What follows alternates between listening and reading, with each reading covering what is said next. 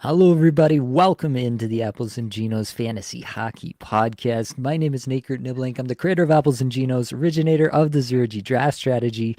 In this podcast, Blake and I are going to review all of the biggest trades and signings of the last week for fantasy purposes. Let's get it.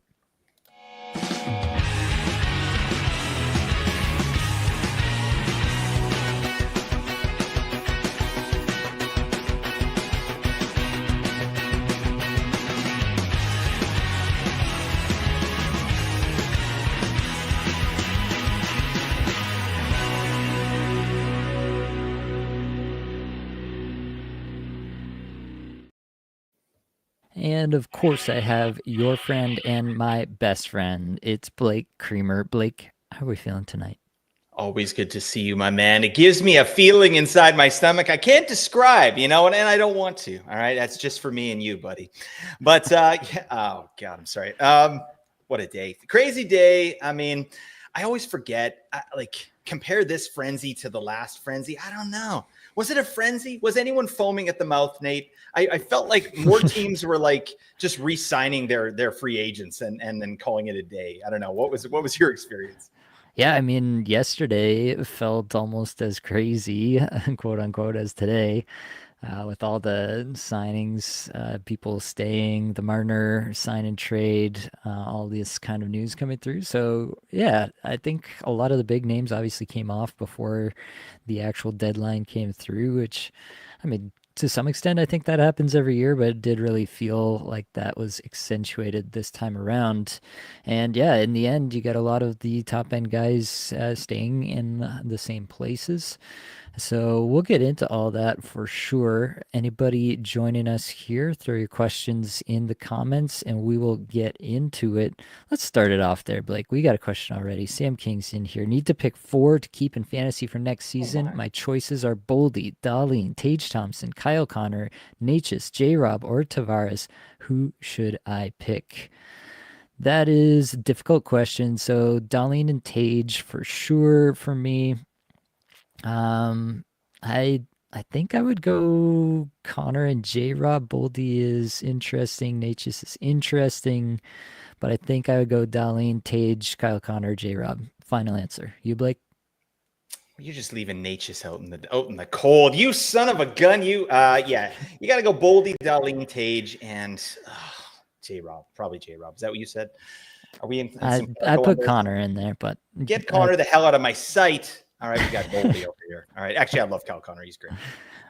All right, we got another one. Matt says 2 questions. Where do we think Marner and Eichel go in keeper league drafts? Also, have you guys been keeping up with the off-season stream crossing?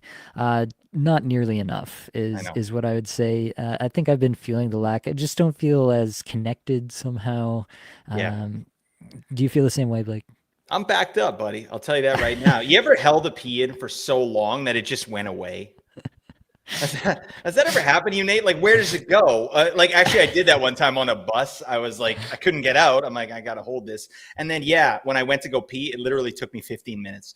So that's the situation I'm in right now, buddy. It's going to be an explosion, just a bond that can never be broken. As long as we're near a body of water, I think we'll be fine. But yeah, I'm missing it, buddy. Absolutely. As for the question here about Marner and Eichel in keeper league drafts, I think they're both like probably going to be in the 1-2 turn area, probably early second round, most likely. But I think that's where I see it in most drafts. How do you see it, Blake? Yeah, similar. It's going to be weird to see Eichel there, but I think he absolutely deserves to be there. And now you got Marner there. Like, it's going to be interesting. And we'll talk about Marner in a little bit, but where does he play? Where does he play? Which line? It's going to be a kind of a neat piece there. For sure. Sim says, thanks. Keep up the best fantasy content around. Appreciate that. Amazing. Mike's in here. Michelli ceiling with Matthews. That is the question. I put it out on Twitter, and we'll get into it. We got a slide for this made up and everything, but I put it out there on Twitter that you don't go out and acquire Matthias Michelli to play on the third line. You acquire him to play him with Matthews and Knies on the top line. That's my take, and I'm sticking to it. Do you see it any different, Blake? No, yeah, and again, we'll talk about Michelli in a little bit, but that makes total sense. He's a low-key Marner replacement. And then the problem is he doesn't have power play, and we've seen that show before, right? So it's going to cap his ceiling, but we'll get into that. All right. Well, why don't we get into it? Let's start it off on this massive slide deck that we've assembled. Starting it off with Noah Dobson going to Montreal. We haven't had a chance to talk about this yet. Dobson signs 8 years, 9.5 million sign and trade to Montreal there. And immediately what I was thinking about is what does the Montreal power play one look like next year? You already have Lane Hudson there, who obviously kind of revitalized that power play all on his own last Yep. year. Terrific young player. I can't see any situation in which he's not yet again kind of the centerpiece of that power play up top and letting things run through him. And so, how does Dobson fit into that? You have a lot of players now on the Canadians who can fit in a top power play role. You have Slavkovsky net front. You have Caulfield on the one half, while you have Suzuki on the other. And then what are you doing with Ivan Demidov coming in next year full time?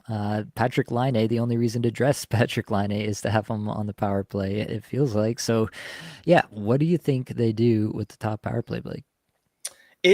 I don't know. When I dig in on Dobson a little bit, I feel like we've seen kind of the goalposts for him, right? He had a 70-point season, but last year, in honestly similar conditions, it wasn't that different.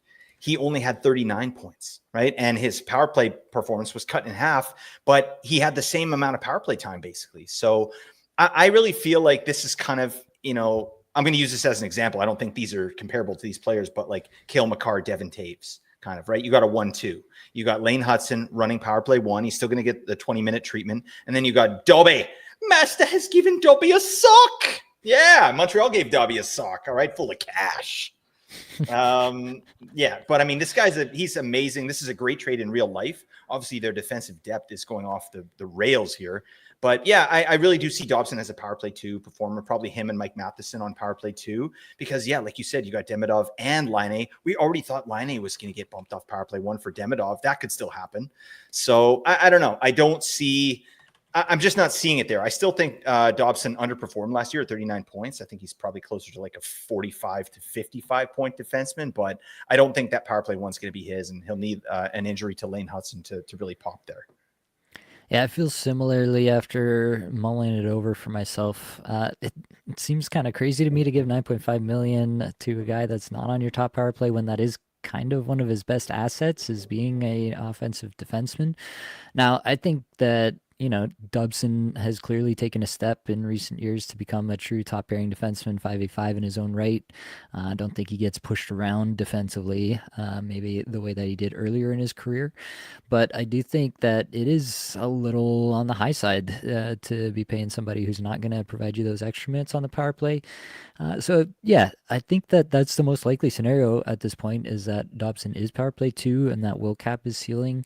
At the end of the season when we look back, Lane Hudson's got over 3 minutes average time on ice on the power play and Dobson's like just under 3 minutes. And you're like, oh, like he basically had the same amount of time, but realistically most of it came with the second unit and as the dregs of the power play where, it gets iced on the first power play unit. And so they got to go back and get the puck and start from their own end with lesser players. So it's less likely to get into the end. It's just going to be less effective minutes that Dobson's probably going to get. That being said, like the 45-point pace that he was on last year, I really think that was the absolute bottom of the barrel that we could expect to see from him moving forward. I think he's got way more ceiling than that, even just based on a 5v5 role.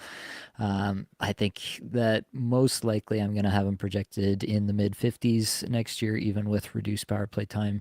So I'm still going to be in on Dobson. It'll be interesting to see where he comes in. I think he'll be well respected just because of the name brand and how he's been drafted in years past. So I don't know if I'm going to be drafting him actively come, September this year, but it's going to be an interesting one for sure. Another interesting piece of this is how do the pairs work now? Because obviously Hudson and Matheson were a pair for a lot of last year, but Hudson is left-handed defenseman, and so is Matheson. Dobson is right-handed, so is it like a Matheson-Dobson top pair, and Hudson actually gets a bit of a second pair kind of role? He'll still get tons of minutes, and in offensive situations, whether they're behind late in the game, he'll obviously play a ton still. So I don't know necessarily that'll be a huge hit to his average much time on ice, but does he turn into a bit more of a second pair defenseman alongside a Caden Gooley, perhaps, or something like that? And I'm just interested to see how this works. I think long term, you got David Reinbacher coming up. Matheson will eventually age out here. And then you have like a Hudson, Dobson, Gooley, Reinbacher top four. And that's the long term plan here. But for next year, I do think it'll be interesting to see if Hudson takes a little bit of a step back 5v5 in terms of the time on ice. Yeah, it'll be interesting. I really think that obviously they want to trot out their new shiny toy here in Noah Dobson, but Montreal was terrible defensively last year, like god awful. They were at 5v5, they were dead last in the league in expected goals against. Dead last. I mean, that show ain't no good. So I don't know. I think they're going to look at kind of, pairing up players that make sense together, right? So, Hudson and Matheson, I think they'll probably still roll with that. And I could see maybe Gooley and Dobson playing together. But yeah, it's going to be interesting. And one thing, too, about this free agent frenzy, like these numbers with the salaries that these players are getting, it's a little bit askew. It feels like 9.5 for Dobson. You're like, okay, damn, this is their power play one. This is their guy, right? But we know the caps went up and these salaries are higher than I think we're used to looking at. So, I think we can prorate it a little bit. Like maybe, in the previous cap, this is like a $7 million contract or a $7.5 million contract, which maybe makes a little bit more sense based on what we are used to thinking about. But yeah, for this year, it's 9.5. And I think that's going to nuke some of Dobson's fantasy value as well. When you get a guy in here getting almost $10 million per season, that's going to probably end up on power play too. We should also mention that Montreal adds Zachary Bolduc Love it. for Logan Mailloux. I think this is a slam dunk deal for Montreal. I kind of wish they'd stop making these deals at this point. Kent Hughes, he's going off. As a fan of a division rival here, yeah, I think this is pretty much a slam dunk for them. Bolduc impressed in limited minutes for St. Louis this past season. I don't really know why St. Louis felt the need to get off him so quickly.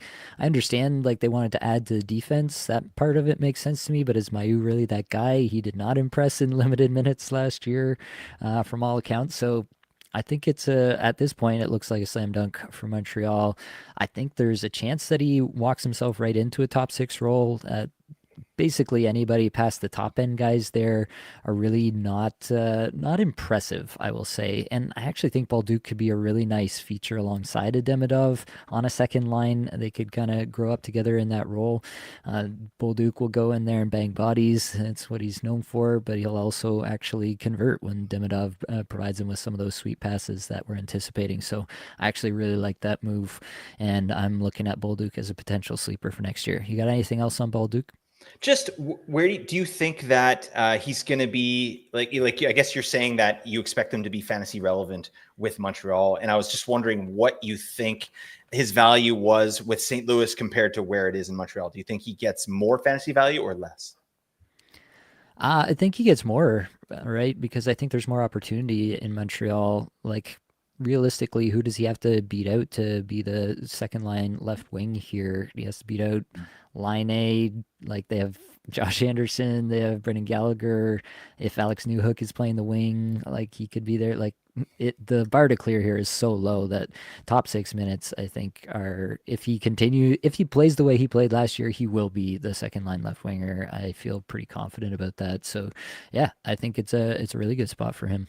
Yeah, I don't know. I guess my thought with him is like he got power play one in St. Louis there towards the end of the year, and he's not going to get a sniff of power play one here in Montreal. So yeah, I don't know. I love the player, but I'm not sure if it's a net positive for him in fantasy. It's obviously a net positive for Montreal.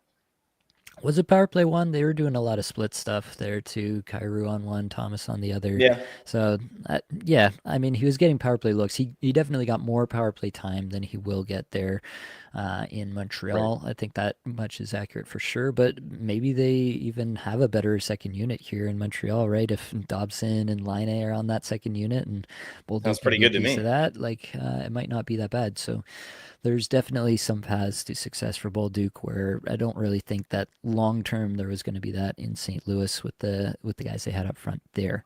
We should get back to some comments. We've had a few coming in. We've had a lot coming in. Does Eichel turn back into a volume shooter, 40 plus goals? Honest take is if he doesn't play with Marner, then he won't surpass this year's production. Yeah, I think that's possible that he gets back to 40 plus goals, but I don't think he is naturally the shooter. Like, I don't think he's a high efficiency shooter. He's not that caliber of guy. He was a volume shooter for a long time. I think a lot of that was due to him being the only guy worth having the puck on his stick at any given time. And so he'd get somewhere and be like, well, I could pass this into the corner or I could wrist it on net. And so he was just wristing it on net every single time. And now he's in a place in Vegas where he's actually got players to play with. You have Dorofiev coming on the power play, and so he's just deferring. He's finding these passes a lot more. It'll be very interesting. I do think that's an interesting piece to the Marner trade is how do he and Marner react to each other in terms of puck handling. They're both guys who love to have the puck on their stick for long periods. Do they work well together? Is there some growing pains? That is an interesting piece. We've got a slide for that coming up for sure. Do Dobson and Hudson negate each other's value, put a ceiling on each other? I don't think it puts a ceiling on Hudson necessarily. Maybe for this season, as we mentioned, but definitely we do see a bit more of a ceiling for Dobson, and we're going together hand in hand into the sunset on that one, which is As we nice. do. What are your thoughts on Gibson and Anaheim? Team is cheeks, also running the show. Improved Duck squad, nice Granlund ad, 0G baby. Yeah, Gibson going to Detroit there is interesting. That I think it might be the next slide, or it's very close. So What a stick segue. around for that one. Sabres with hashtag 0G legend Alex Lyon. It could happen. I can't get behind what the Sabres are doing this offseason. It's really tough to be excited about the Sabres right now, providing any value to a goaltender. I just don't know if that's there. Maybe things turn around a bit under Lindy Ruff in year 2. But it's hard to get excited about anybody. But definitely, we have seen stranger goalies provide better results. So I'm not gonna sit here on July 1st and say that I know that Alex Lyon is not gonna provide 0G value next year. That's for sure. Demko 8.5 milli. Love to hear Blake's take. Spend some dough on some stem cells. Why Yeah. are we not funding this? Talk to me about that one, Blake. We got a slide for this one too. But initial thoughts on Demko, just as a fan of the team. Yeah, it's a little bit risky, but I mean, at the end of the day, this is a guy that's been in the Vezina conversation. $8.5 million for a potential Vezina candidate. It's a risky, I think you have to take, right? And yeah, I think it's the right move, but it was close, especially when you got a guy like Archer Shelovs in the wings, ready to come up and do something. They obviously have Kevin Lankinen signed for like a good amount of money as a backup. So yeah, I think 8.5 is absolutely reasonable for the talent of Demko, but injuries, obviously, like he's got some issues. I've talked with Kevin Woodley a couple times about Demko and some of the issues that he has, just even with his play style and how it aggravates his injuries that he has. Like he actually had to change his whole play style, or he's in the process of that, so that it doesn't aggravate the injury more. But that said, if you're a team, you're a GM, you do your due diligence, and like if you're feeling comfortable to sign this guy to big money for 3 years, he's obviously like they must think that he's 100% healthy. And Demko at 100% health, I'm here for it. 8.5 million, that's a steal. All right, you heard it here first. Oh We got to yeah. keep pushing this thing along, or we'll never get through it. Zegras 18 goes to minutes on one Philadelphia. slide. I love Yeah, it. it's not great. Trevor Zegras goes to Philadelphia for Ryan Poehling, 25 second, 26 fourth. Blake, right away, is Zegras the 1C in Philadelphia from day one? That's an interesting question. I mean, he'll get an opportunity. I think he's like, did you see that thing that Talkett said where he's like, we'd be idiots if we didn't play Trevor Zegras and Mitchkov together, right? So I think that's going to happen. Maybe it's like a second line type of thing. Like I do think Mitchkov's going to get much more opportunity than he did last season, but I still think Talkett's going to slow roll it a little bit because of this guy's lack of defense, right? And he's Talkett's going to have to show him how to play the right way, right?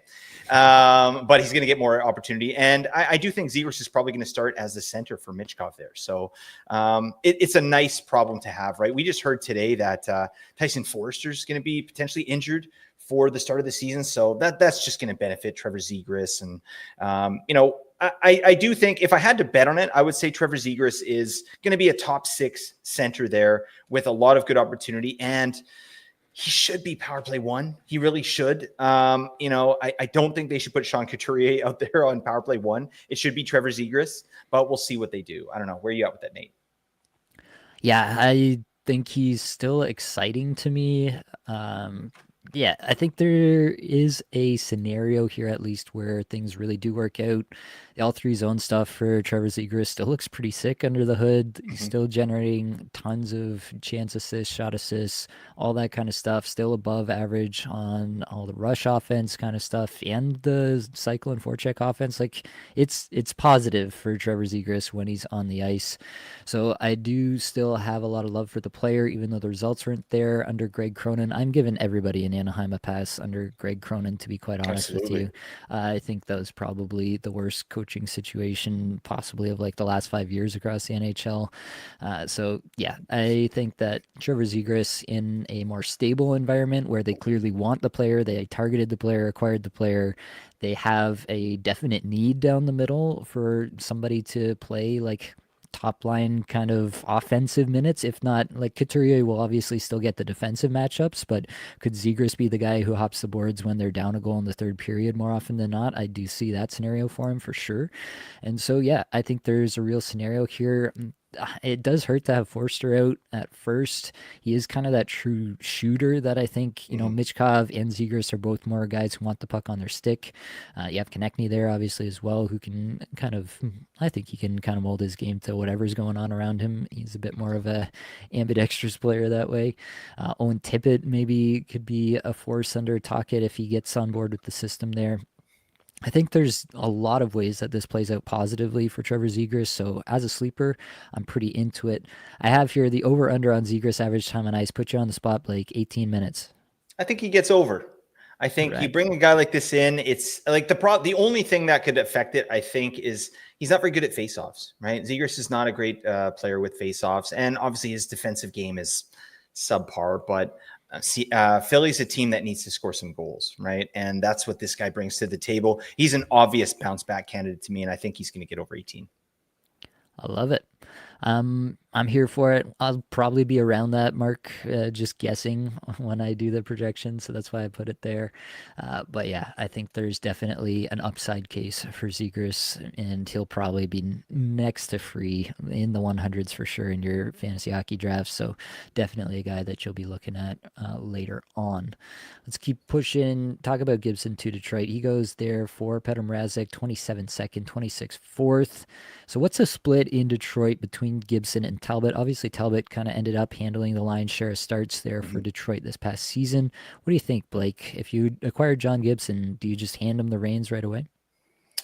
Um, I think that's the point, right? Like this is one of the better goalies that was, rumored to be available, and they picked him up. And their goaltending, honestly, in Detroit wasn't great, right? They finished at 5-on-5, 26 overall in the league, right? That's not good, right? That's bad. Okay, there's only 32 teams, folks. All right, you see the math here. But yeah, it's going to be interesting to see. My main thing with Gibson in Detroit is not a team that generates a ton of offense, right? They're very efficient, and they're obviously a mildly better defensive team than Anaheim is. They're better for sure, but Gibson is a guy that's really thrived when he's just getting blasted, right? He's a guy like Jacob Markstrom, where it's like 40 shots a game. That's where Gibson's doing his thing, right? The better defensive team in front of him, I don't know. I don't know what he's going to be capable of doing, right? This guy's, I think he's 32. He's going to be 32 here soon. I don't know. Gibson is a guy that I feel like is a little bit of a risky play. And it's going to depend obviously on how Detroit sort of shows up to the season here. But yeah, I think with those two goalies, it's going to be a short leash for either, right? I think Gibson's the 1A, but if he kind of craps the bed a little bit, they're going to have no problem going to Talbot there. Yep. I think that's probably the way to look at it. 1A, 1B situation. Gibson with the injury history, they're not going to run him into the ground, that's for sure. But I do think you only acquire this guy at this cap hit if you're thinking that he's taking at least a 1A role for you.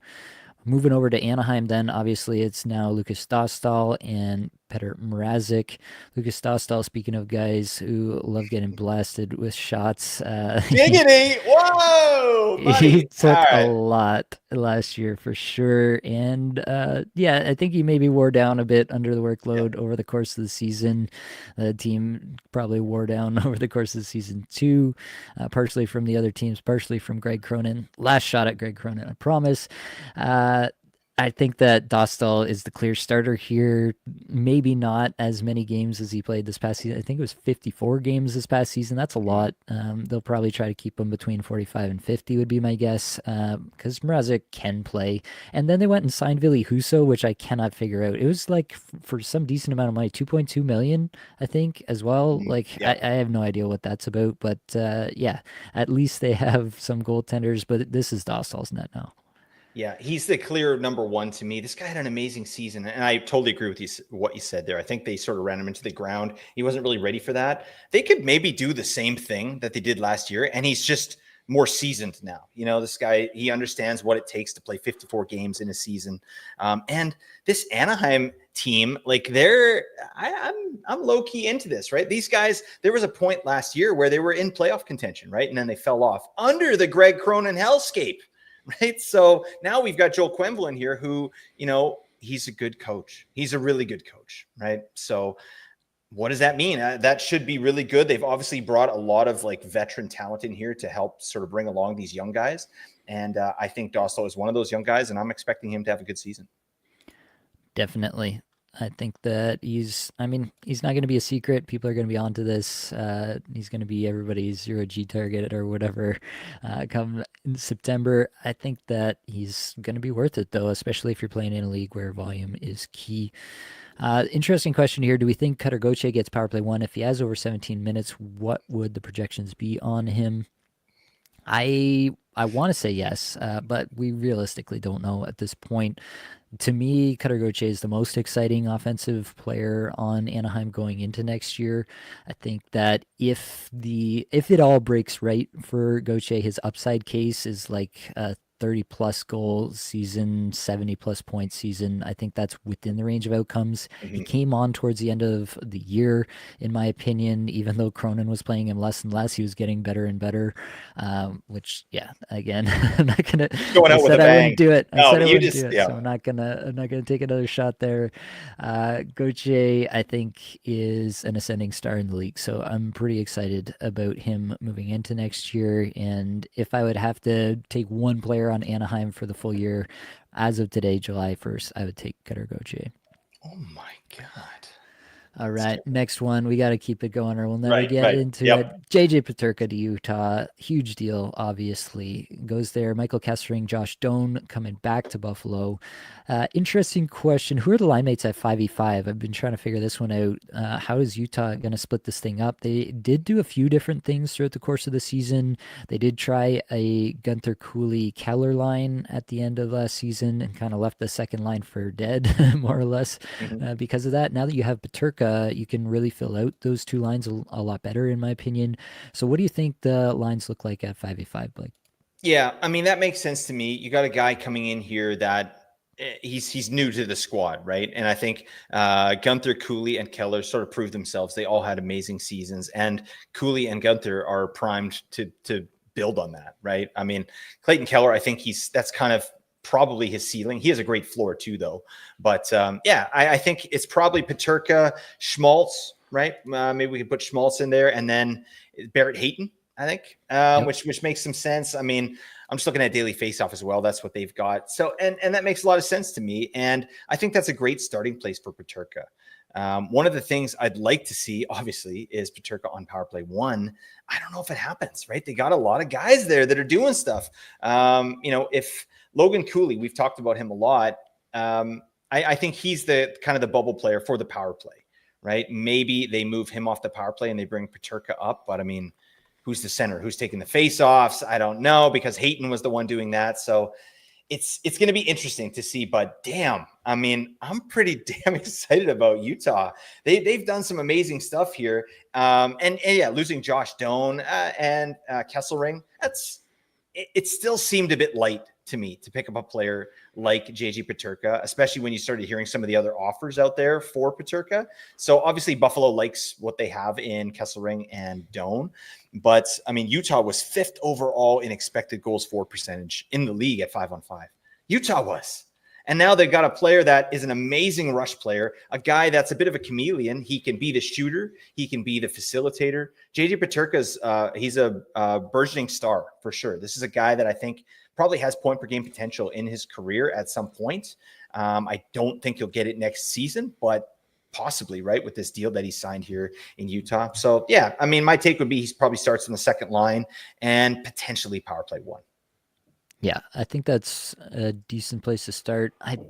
I feel less confident about the power play right Yep. now. They have a decent setup there. Paterka had 18 points on the power play last year for Buffalo, so he was relatively good there. I don't think that he's necessarily like a difference maker over the guys that they've used there. Like Barrett Hayton was actually pretty effective when Yep. he was on the power play in that specific role. He is good at getting to the net front, tipping pucks, all that kind of stuff. There's nobody else really that does that, I don't think, in this lineup. So And the they might. face-offs. Yeah. And the face-offs is another thing. Yeah, you have Logan Cooley as the other center, not so good on face-offs. So even if Cooley sticks, maybe Nick Schmaltz comes off. I don't really think they have a guy that they could take Sergachev off for. I think most Jersey. likely. Oh, yeah. Put Jersey Yeah. back on the power play 1, just as I called last year. All right. They're gonna throw it back. So yeah, I don't really see the obvious path for Paterka. I'm not saying that it couldn't happen, but I would put the odds at, like 1-3 or something, not very high, 40% maybe, that he's on the top power play to start the year. Yep. And they may try a few different iterations as they did last year as well. The other part of this, Josh Doan, can he play top 6 minutes in Buffalo? The underlying stuff on Josh Doan does not look that bad. Obviously, limited minutes. He didn't really ensconce himself up the lineup, so you don't really get a huge sample size to work with here with Josh Doan. But there's space here if he can make it work that he could push his way up this lineup. Like the wings right now, you have Zach Benson, you have Jason Zucker, Yuri Kulik, Alex Tuck, Jack Quinn, and then Josh Doan. Like those are your top 9 wingers most likely at this point. Maybe Kulik's playing center and Thompson is on the wing again, the way that they did that line before. But Josh Doan, I think, has a real opportunity to push his way up the lineup if he can continue to grow as a player.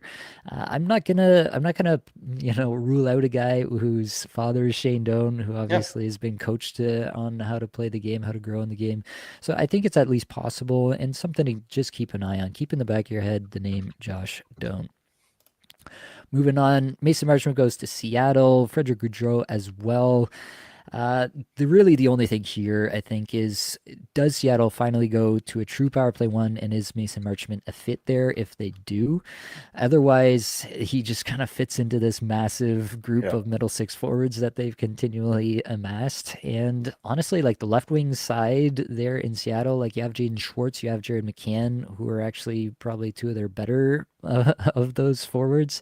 Schwartz obviously has trouble staying healthy and has for years, but when he's on the ice, he's actually pretty effective. So I don't know that there's like a huge role here for Mason Marchment unless they go true power play 1 and he makes himself a critical piece of that. He does have a bit of a different profile than some of these other guys as a potential net front guy, a guy who can cause havoc there. So maybe if they do go that route, I could see it. But what's your thought on Mason Marchment in Seattle?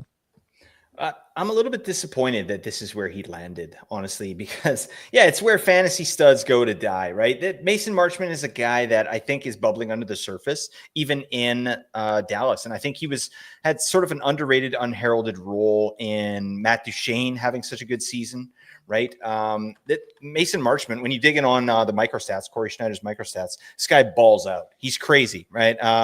Especially like shots off high danger passes. He's getting a ton of those, but rush shot assists, primary shot assist, chance assists, primary assists. He's a really good facilitator, and he's a great rush player as well. So all this guy does is generate offense, and now he's going to a place where they basically just throw darts at a dartboard to see who's playing with each other every night. And then, it's a 50-50 split on the power play. So it's a great trade for Seattle. I mean, to me, he's a step above this kind of middle six sort of identity that Seattle has. I think Mason Marchment is a player that I do like, but going to Seattle, I think I don't see how he's going to match what he was able to do in Dallas unless he gets a bunch more time on ice, right? This guy had 15 minutes, 20 seconds average time on ice last year. If he gets up to around 17 or 18, then yeah, maybe we can see a 55 to 60 point Mason Marchment where like he's a good banger too. Like this is a guy that he's had 100 hits, over 100 hits twice before. Good power play performer, but we know we'll have to see what they do in Seattle with their power plays as well, right? Is it going to be a 50-50 split like it was last year as well under Dan Bylsma? Probably, right? It's a weird team. They need a star over there, and they just don't have it, do they? No, no, they definitely don't.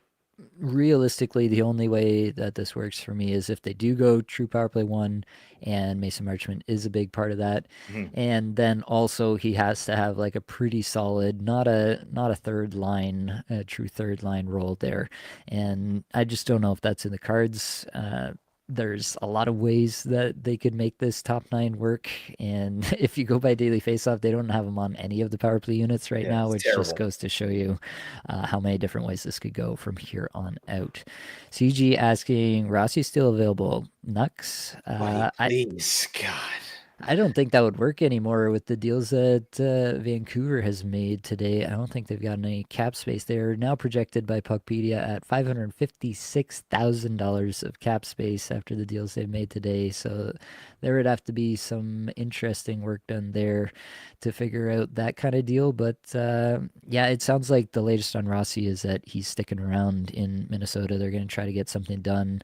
Even Bill Guerin came out today and said if somebody offer sheets him, we'll just match it and we'll go from there. So I don't think there's honestly much to go off of. It seemed like we were going to get a good storyline, potentially some more fantasy relevance out of Marco Rossi Yep. moving into next year if somebody was going to make a big pitch for him and make a big trade there. But unfortunately, it seems more likely than not that he just kind of runs back what he did this past year, but likely with less power play time if Kaprizov is healthy the whole season, and so on. All right, next up, Duchesne and Ben resign. Realistically, I don't think much changes here. Marchment leaving obviously changes the lineup for Matt Duchesne, but maybe under a new coach, there's a bigger role for Matt Duchesne. How do you think about that situation, Blake? Um, Potentially. I mean, I don't know. I think that Duchesne 82 points in 82 games, buddy. Oh my God. I think I'm interested in Duchesne if he gets power play one. I think that's kind of an easy way to sort of say it. But this is a guy that is insanely detail oriented. The micro stats pop off the page. All he does is generate offense, rush chances. Like he's a very, very dangerous player. Not that great defensively, but who the hell cares? That's not what he's out there for. But I really think his fantasy value is going to live and die with whether he can, hold on to power play one there, which he definitely had towards the end of the season. Like I'm just looking at his numbers here. I mean, last half of the season, he had 16 power play points. I mean, yeah, we'll see what they do there in Dallas. Obviously, we got Glenn Gullickson. Is that his Gullickson? He used to be an assistant on the Canucks. I was looking into that guy. He's never won. Like he's never won a playoff round. He's never. I mean, it's interesting. I sort of agreed with what happened there with Pete DeBoer because I didn't like how he, threw Jake Ottinger under the bus. I thought that was crap. I mean, that's not what you do as a leader. But I don't know. I'm not super stoked on Glenn Gullickson coming in here to deal with this team with a bunch of players in their prime. So we'll see. I liked what Dallas did there under Pete DeBoer with their rush play. I'm not sure that it's going to continue there. And for that reason, Matt Duchesne, he's getting bumped down the board. I think best case scenario for Duchesne, 65 points. Run it back to 23-24. What do you say, Nate? I'm just amused that you're gonna underrate Matt Duchesne for another year. I have once to, again. damn it. Oh, God. Also, I want to just say the only thing that I remember Glenn Gullickson for is you remember when he was the coach of the Flames and there's that really highly publicized practice event where he goes on an F-bomb just rant for like 20 Vaguely, minutes and then right. chucks a stick into the stands. Yes. Okay. That was Yeah. Glenn Gullison. I didn't Yeah. remember with him, but I do remember that. That's what we need, everybody. You know what? In Yeah. this world where so much is just going just bonkers, right? We need a little Glenn Gullitson in our life. All right. We need Glenn Gullitson to throw some sticks into the stands and just hurt people's feelings, right? Yeah, Nate's feeling it. He knows what's going on. I had equipment malfunction over here. Oh my Apologies for God. that. Yeah, that's my take on Glenn Gulletson. That's all I know about him at this point. But I think there's at least a chance that Duchesne gets a little bit more minutes. But I do think there's probably a reduction in efficiency. It'll be interesting to see how they do run the power play units between him and Wyatt Johnson, Rupe Hintz, who's getting those minutes on the top power play. I think Jason Robertson is a lock there, but could be another guy who moves around. So yet another season of I know. uncertainty in Dallas. Jamie Benn, I'm Good. pretty out on, to be honest with you. I just don't see it this year. Maybe he's a streamer level player, but he's looks like he's taking a step back physically every single year that he plays. And now there's going to be even less for him to play with in that Yeah. third line role that he's going to play. I just don't think you're going to get much, if anything, fantasy wise from Ben this year. Over to Ottawa, Claude Giroux is staying. 2 million base salary and another 2.75 million in potential bonuses. Fabian Zetterlund staying there after being acquired at the trade deadline, 3 years, 4.28 million. You have any interest in these two players for fantasy next year, Blake? I mean, we talked about Drew a little bit in the old man show there. I think that, yeah, I mean, as a last pick, if Drew's there or, last two picks, it makes total sense because this is a guy that can do some damage regardless of if he has power play 1, power play 2, where he's at in the lineup. He's a slick player. He's really good at generating offense. And Ottawa has a lot of weapons, right? And Drew's has some tenure there and knows how to play with these guys. So I think there's a reasonable chance that Drew can be valuable. Zetterlund is a player that I am interested in, but obviously, as with any player, it's where does he play in the lineup, right? Like he got 41 points in 84 games last year. He's ahead of the game. He knows what's coming up next season. He's played 84. He doesn't care. All right, but obviously, we need some minutes. I think that like he was sort of minimized, especially when he got there. And then, towards the end, even like in the playoffs, like he was finishing a game with Adam Gaudette and Nick Cousins, right? So, and that's under Travis Green. That's the same coach. So we'll see. Do they want to give him a little bit more opportunity? Because if they do, I think this is a guy that can really pop like on the power play if you want to do that as sort of a net front guy. He's a banger. He's great in bangers leagues. So yeah, I'm keeping my eye. I feel like Zetterlund is going to be a guy that when Ottawa has a good schedule, we're like, is Zetterlund available? Pick up Zetterlund. Okay, great. Like, he's got a decent floor because of the periffs, but I don't know. It's a player that does have some juice, I think, has some jam. But he's going to need a hell of a lot of opportunity to make that come to fruition here. Yeah, I think that Zetterlund kind of has some upside, at least from, the shots and hits perspective, doing the things that matter for us in fantasy. I think Giroux is just at that point where, yeah, he's probably going to have 40 assists at the end of the year or something like that, but there's nothing else going to be going on with his statistical profile. So for fantasy purposes, it's just going to be really lackluster. There will probably be some times where he's on the top power play unit, and that's going to be nice. But aside from that, I just don't want to be drafting Claude Giroux this year and feel like I can't drop him because it's Claude Giroux and feel like, I think that that's a player where if I'm in that range of my draft, I'm just going to draft somebody else who has more upside. And if they don't work out, then I'm still not going to be mad. I'm just going to go on to the next thing. I just don't see the upside case for Giroux to really be a difference maker for your lineup this year. Over to Chicago, Ryan Donato obviously re-signing there, 4 years, $4 million. Big question for me here: is he on Connor Bedard's line all year? Blake, your take. Go. Probably not. I don't know. I mean, I hope he is. That would be amazing. But like, we're looking at a guy that hit absolute ceiling last season, right? Like 62 points, 31 goals on this team. Man, congratulations, Ryan Donato. Like that's pretty damn impressive, right? Especially, he's 29 years old. He's never come close to that. That's more than double that is double of what his highest point total was before that, right? So there's no way we can expect this. I'm not saying he can't come close to that again, but in terms of fantasy, we want to put things on our side, right? And to just go ahead and expect Ryan Donato to be a 60-point player moving forward, no. Okay, hell no.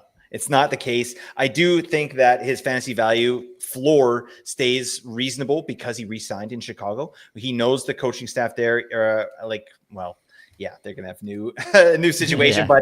but he knows the players, he knows the systems, right, and he's comfortable there. So this is a guy that I think should hit the ground running.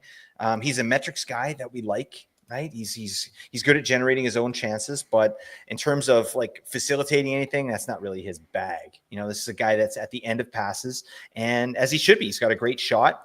But if he doesn't play with Bedard, I mean, who's next in line? Jason Dickinson? What? No, you're not getting 31 goals flanking Jason Dickinson. All right, giggity. All right. So I don't know. We'll see. I read something today from Ben Pope, who's a beat reporter in Chicago. He was just saying, or he was talking with the GM there. Oh no, I'm totally messing this up. I'm thinking of Craig Conroy in Calgary. Oh God, whatever. Never mind. But yeah, I do think that the lack of action with Chicago, it's a little bit concerning, but they're also sort of giving some confidence to maybe these young guys. Like, does Oliver Moore do something this year? Does he get a bigger role? Lucas Reichel, like, are they actually going to give him some runway here? I don't know, but it's all a bunch of variance to me. And Ryan Donato is not going to come close to his 62 points next year. So that stinks because I got a lot of love for this player. He helped me win a couple weeks just by himself with some big performances. Yeah, the one thing that might redeem him, obviously, is last 20 games of the season, he's getting 18 minutes, 47 seconds average time on ice. Now he's ostensibly a top-line player for them moving forward. So, yeah, if he's getting 19 minutes a night, maybe he can get close to 30 and 30 again for 60 points. That's possible. It's probably still on the high end of his outcomes, potentially. But if he does stick on the Bedard line all year, like, crazier things have happened. We've seen a nice year from him, and I think it's at least possible you get maybe a step from a guy like Frank Nazar between Bedard and Donato together, and they actually kind of get things going from an offensive standpoint. At least I still don't think the Blackhawks are going to be any good next year. They But got to do something. yeah, they have obviously struck out across the board trying to add anything to this lineup, which is pretty tough to see. But yeah, another year. Lev Shunov on the back end coming up could add some floor to this team. It could be a little bit better situation-wise. You get a lot more deployment. I could see at least the scenario where Donato has a similar year in aggregate, just based off the late season deployment that he did get. We have to mention here that Andre Burakovsky also was traded to Chicago for Joe Veleno, who was immediately dropped to waivers. So Blake's favorite, Andre Burakovsky, basically this is the reason that you should be excited about Ryan Donato is Andre Burakovsky's going to play with them all year. You know what? I'm going to let that slide, Nate. All right. Because I haven't seen it in a long time. All right. But how dare you talk yang on Andre Burakovsky? All right.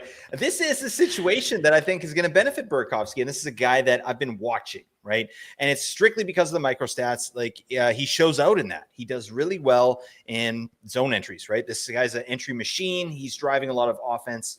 But look at the guys he's got to play with. Like that's sort of the rub there. It's like he had better players in Seattle. Right. Maybe less opportunity. But, like he had better players to play with. So now I think he's going to get more opportunity, but worse players to play with. So I don't know. It could be a wash. We're probably not going to see much. Like he got 37 points last year. I could see him capping out at like 45 this year. I don't see how he gets more than that. But if they do something and this guy all of a sudden just gets this is a guy again that I think is primed to do something for fantasy, to put the biscuit in the basket, but he's just not getting that opportunity for whatever reason. He's been really inefficient the last 2 years. So yeah, I don't know. I'm going to be watching him. I think we'll be streaming him for Chicago's good schedules this upcoming season. All right, next up, Jonathan Toews lands in Winnipeg. I believe that's his hometown. So is he there to see, and how much does he have in the tank at age 37? Adam Lowry going to be injured to start the year. So I don't know, Blake, I'll ask you. In deeper leagues, Jonathan Toews move the needle for you? No. I'm not interested at all. And we just did our old man segment, right? We did that episode. I would not be touching Jonathan Toews here. It's a great story. I'm glad he's back. I'm glad he's in his hometown, but this guy's going to be a role player for this team. He wasn't an offensive dynamo at his best, so what do we expect here? I think it's just, they're bringing in a guy that knows how to win. He knows all the intangibles. He has the intangibles, right? He's a hard worker. And I think mentally he's good to go. Physically, he's good to go. So that's great. But he's also 37, right? So I just don't see it. And I'm not even convinced that he's their 2C, right? They liked Vlad Naminstikov there at times. They played him up there. So I think he's going to be in the middle 6. He's not going to get power play 1. And yeah, we're probably looking at like a 30 to 40 point season for Jonathan Toews. It's a great story. I think, again, a net positive for the team, but not so much in fantasy. Yeah, I agree. I'm not into Taves. You would have to show me a lot before I'd be interested in any sort of normal redraft league. Moving over to Florida, I don't want to talk about this, but Oh, we these have freaking to. guys. All 3 of these guys signing the sweetest of sweetheart deals. The Ekblad one in particular just blew my mind. It's wild stuff, man. Someone would have paid him over 9 million. I have no Yep. doubt on the open market. So yeah, left a ton of money on the table to stay there.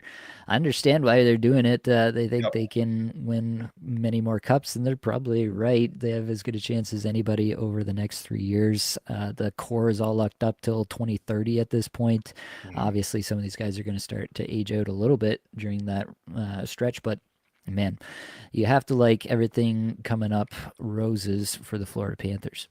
It's amazing. I mean, I don't like the Florida Panthers. I don't want to say I don't like them. I mean, I love hockey, and I love, like, this team played to their identity more than any other team in the league in the playoffs. Like, there's no question. They did their thing, and they do it so well. They're well coached, and they had a great roster. But I mean, it's neat to see players do this. Like, take these deals that are less than what they would be able to get, and so many of them, right? And I think it started with Sam Reinhart, honestly. Like, he did that last season, if I'm not mistaken, right? He took a lower deal than what he could have gotten out there, right? And sort of set the tone. And I think these players know that what they have in Florida is special. But to me, it wasn't the Ekblad one. Yeah, he certainly could have got more. It was the Marchand one. 6 years. What? I mean, damn! I saw a tweet that was like, "Yeah, Marchand's going to be the most expensive like video coach, in the last like 2 seasons, or like a player coach." I mean, he's going to be decrepit out there. But obviously, he had an amazing playoffs, and good for him, right? Like, it's kind of neat to see, because this guy had such a good run with Boston, and now he's right in the wheelhouse for some more cups, some more success with Florida. So it's kind of neat. If you didn't hate Marchand so much, you'd be like, good for him. That's great. But, but I like all that's going on here. I mean, Bill Zito, what the hell? Like, I've seen it multiple times. It's a masterclass. And like, we're looking at a potential dynasty here if everybody stays healthy. Yeah, for sure. All on Leafs Twitter, everybody's just moaning about how last year they signed Chris Tanev, and people were like, "This is cap circumvention. He's not going to play till he's 40." And now Brad Marchand this year signs a 6-year deal at 37 instead of 34. I think that it's just a thing where if you can get away with it, why would you not do it? Just pay him on the back end. We'll pay you out. That's fine. Yeah. You retire. They are not going to care about what the team looks like 6 years from now. You get cups. No one gives a damn. That's exactly it. So if you have the ability to do it, you should definitely do it. Let's move on. Marner to Vegas. Sign and trade with Toronto. Nicolas Roy going the other way here. Basically, you need to think about a few things, right? You need to think about who's he going to play with at even strength. Does he play with Eichel, or does he play with Hurdle? For my money, and then I'll toss it to you, Blake, but for my money, he fits better with Hurdle. Just as the guy with the puck on a string, put him with Hurdle, put him with Dorofiev on the other side. I would love to see that line get to work. And then let Eichel handle all the matchup stuff, and let that line, the Barbashev, Eichel, Stone line, handle the matchup stuff, and let Marner, Hurdle, Dorofiev go to town on second lines. I think that's the way to go, in my opinion. What do you think? Yeah, it makes absolute sense. That's what I would do as well. I mean, in my expert opinion, all right? Hey, Marty, you get out there with Thomas the Turtle, Hurdle, and Pavel, all right? Get the biz. But yeah, I mean, we got an absolute unit of a shooter in Pavel Dorofiev. And then Hurdle, his facilitation and playmaking this last season, awesome, right? Like, this is a guy that played on a stinky team for a lot of years And we sort of he kind of came out of nowhere, right? But he was playing with such bad players in San Jose. Then all of a sudden, you're playing with a bunch of good players, especially on the power play, and he had a great year. So I think that second line is where Marner lands with obviously power play one, like him and Eichel together on power play one. That's exciting. I think Eichel, because of Marner being there, I think he's going to do so much better on the power play. I feel like Eichel was a bit of a facilitator on the power play. I think he only got 5 power play goals last year.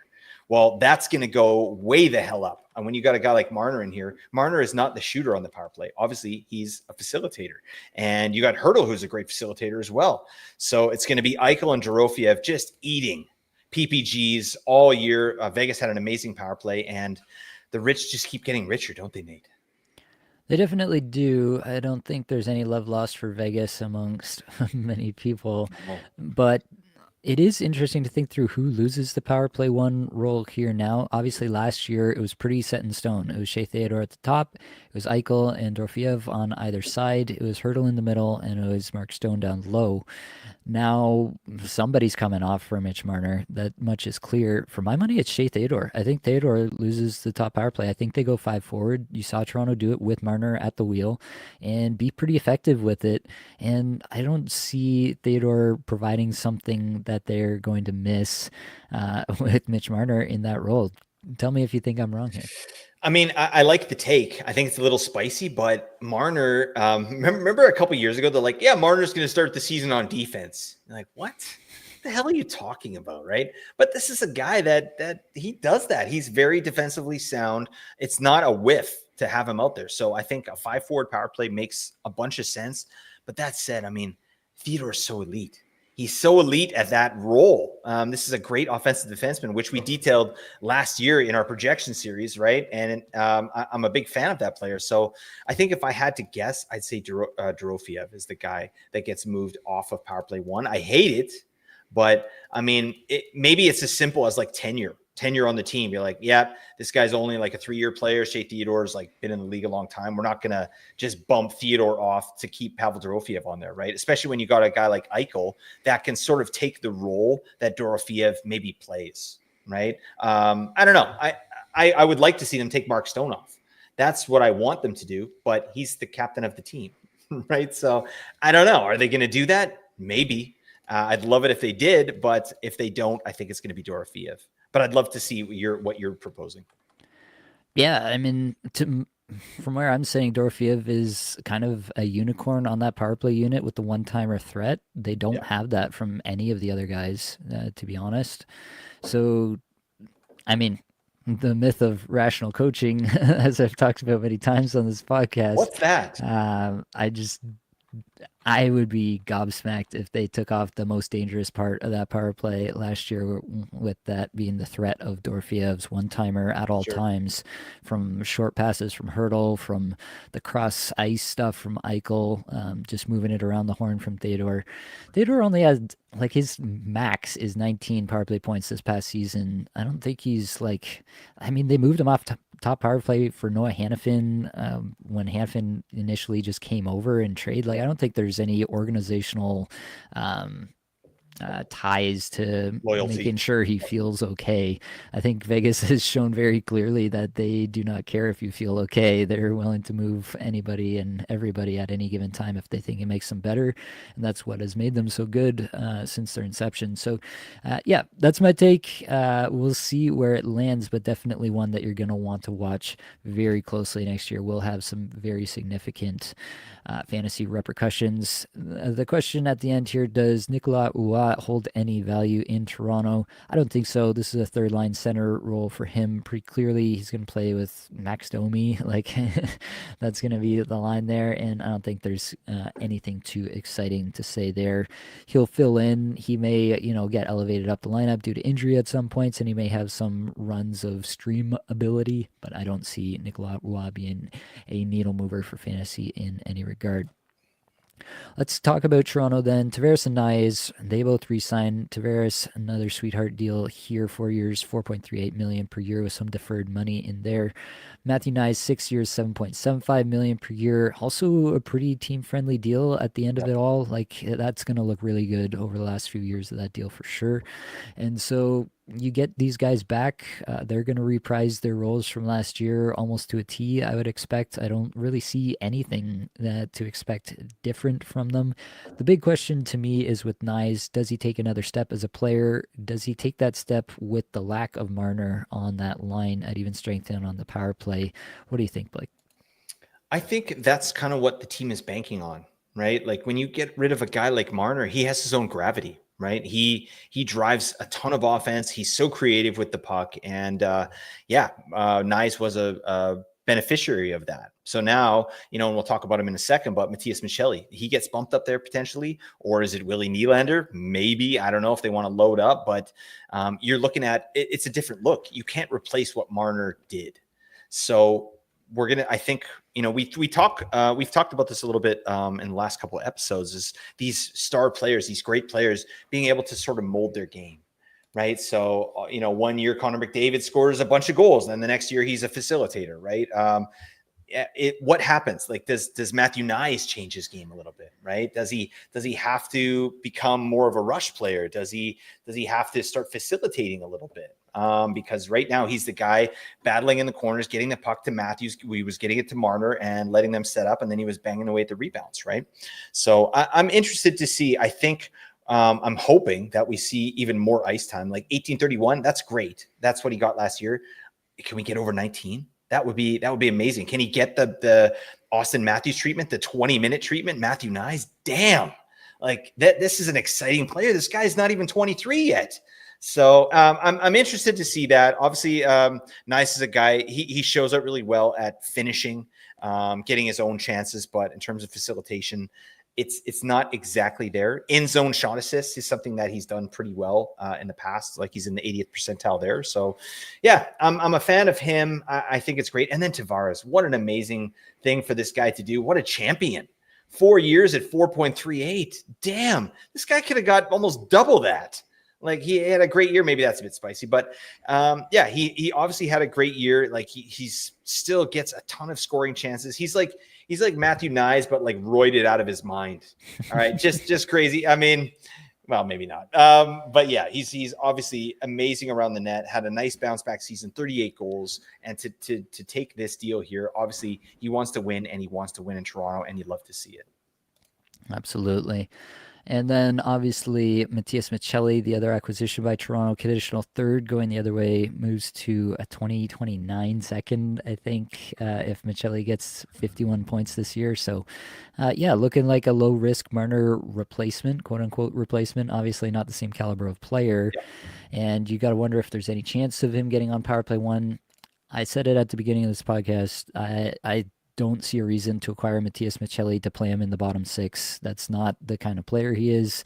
You don't go out and allocate 3.4 million cap space to a guy like Michelli and intentionally acquire him if you're going to play him down the lineup.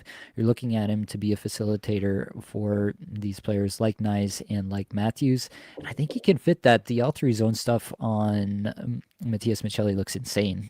From limited minutes, really nice, obviously, but he dominated, quite honestly, all those categories that we like to see. Obviously, the end results didn't really come through this year, and he kind of fell out of favor there in Utah. But it wouldn't be the first time that Austin Matthews has made somebody a lot of money by being on the receiving end of some passes. And Michelli is a passer, like first and foremost. That's what he's known for. He can have the puck on his stick, similar to a Marner. He can get creative with it in the offensive zone, can create some passing lanes. And Matthews, we know, is elite at finding the soft ice and getting himself open for shots. So you have kind of the same general line construction here. Obviously, a reduction in the talent at the Marner position going to Michelli, but in my mind, that is what they're trying to do here. Obviously, Michelli has to make that work, and he has to convince Craig Berube that he is the guy to make that work. But I think it's very clear in my mind that this is what they were targeting when they acquired this player. Yeah. And they're getting him at rock bottom prices, like rock bottom prices, folks. 18 points in 55 games. No, this guy had a 57-point season in 23-24. So that was just, I think it was more like you had young players in Utah that were kind of usurping him, right? That were on the rise, that the team had invested in, right? Guys like Logan Cooley, Dylan Genther, they surpassed Matthias Michelli, but it doesn't mean, well, they're better than him, but it doesn't mean they're like way better. You know what I'm saying? I think that this is a guy that sort of just got a little bit of the shaft, or he was just a victim of the circumstance there in Utah. And what a plum situation he's landing in Toronto, because I agree with you 100%. Why would you pick up Matthias Michelli? This is the only reason, right? Get him on that line with Austin Matthews. This guy is a true facilitator. And I think he has more in his bag. Like he's not even 25 yet. He's a 24-year-old man. I think there's a lot of gas left in the tank. It's a contract year for him, right? He's going to be a restricted free agent next year. It's a show me contract. Show me what you can do. And I think as well, like, and I think you're with me on this, Matthews is probably going to be healthy coming into the year. I don't think he was healthy last year. I feel like he's going to be healthy this upcoming season. We're going to have a bounce back for Austin Matthews. And if we're having a bounce back with Austin Matthews and Matthias Michelli's on his line, that means Michelli's going to eat. Oh, yeah, buddy. Give the puck to AM34 and get the biz. All right, he's going to smash his career high 40 assist total next year. Book it. Yeah, all right. I like the enthusiasm there for sure. Michelli's like the wool sweater you bought at the Bay closing sale. Is the comment damn. here. I've done that before, and I wore it a couple times. Yeah, it's fine. It's It's fine. Special occasions, right? Special occasion wool sweater from the Bay closing sale. I like that. Yeah, I don't think there's any power play one opportunity here. I think Morgan Riley is just going to be the guy again with Marner out of town. Riley will go back to power play one. I don't know that that's their favored way to run it, but with Marner out, I don't think they have that guy to be the fifth forward anymore in Toronto. So that's the way it's going to go unless something else happens. I did see Brad Treliving in his media availability today said the Leafs are not done. They're still looking to add somebody to the top six. So, that could still happen and we could still have another evaluation to make at that point. But as of where we stand right now, I don't see it for Michelli on power play one. I do think he'd probably be next in line, though, if one of the other forwards were to go down at this point. All right, we got to keep moving along. Morgan Geekie re-signing in Boston, 6 years, $5.5 million per year. Had that massive second half, teaming up with David Pastrnak. Can it continue, Blake? No. It was insane. I mean, Morgan Geekie, and I love the Geekster, all right? Nerd alert. Yeah, he's over here. By the way, get on over to our YouTube and check out this picture we have of Morgan Geekie. It looks like he's dropping a turd right in his hockey pants here. I could have chosen a better picture for the slide, but anyways, yeah, 33 goals last year in 77 games. This guy had 23 goals in the last 27 games. That's was among the league leaders. It might even have been the best. I don't have the numbers in front of me, but that's massive, right? But it was all on massive efficiency. This guy shot almost 22% last year. That's going to go down, but it's a nice data point, right? And obviously he got rewarded for it. 6 years at 5.5. I think 5.5 is very reasonable for Morgan Geekie. Like if he can be a 25 to 30 goal scorer for that time, that's a slam dunk, right? And obviously he's figured out how to play with David Pastrnak, and they're going to really, there's not that many guys on this team right now that are going to be able to like he's going to be relied on, right? Like who have they got? It's not good there. They got Tanner Jeannot. Oh yeah, they signed Tanner Jeannot. What the hell? But I think Geekie's still going to be prioritized as an offensive player here on this team. I think he's going to get power play one, and yeah, I think he's going to get every opportunity to kind of recreate what he was able to do last season. Yep, I think he's going to get all that opportunity and then some because they have nobody else. I mean, they went and acquired Victor Arvidsson, took him off of Edmonton's I like hands, that. and gave them something in return, which I'm sure Edmonton was very grateful for. Tanner Jeannot, they signed 5 years, $3.4 million, which is The immediately guy had one good season off just a efficiency, brutal and contract. he's just eating. It's amazing.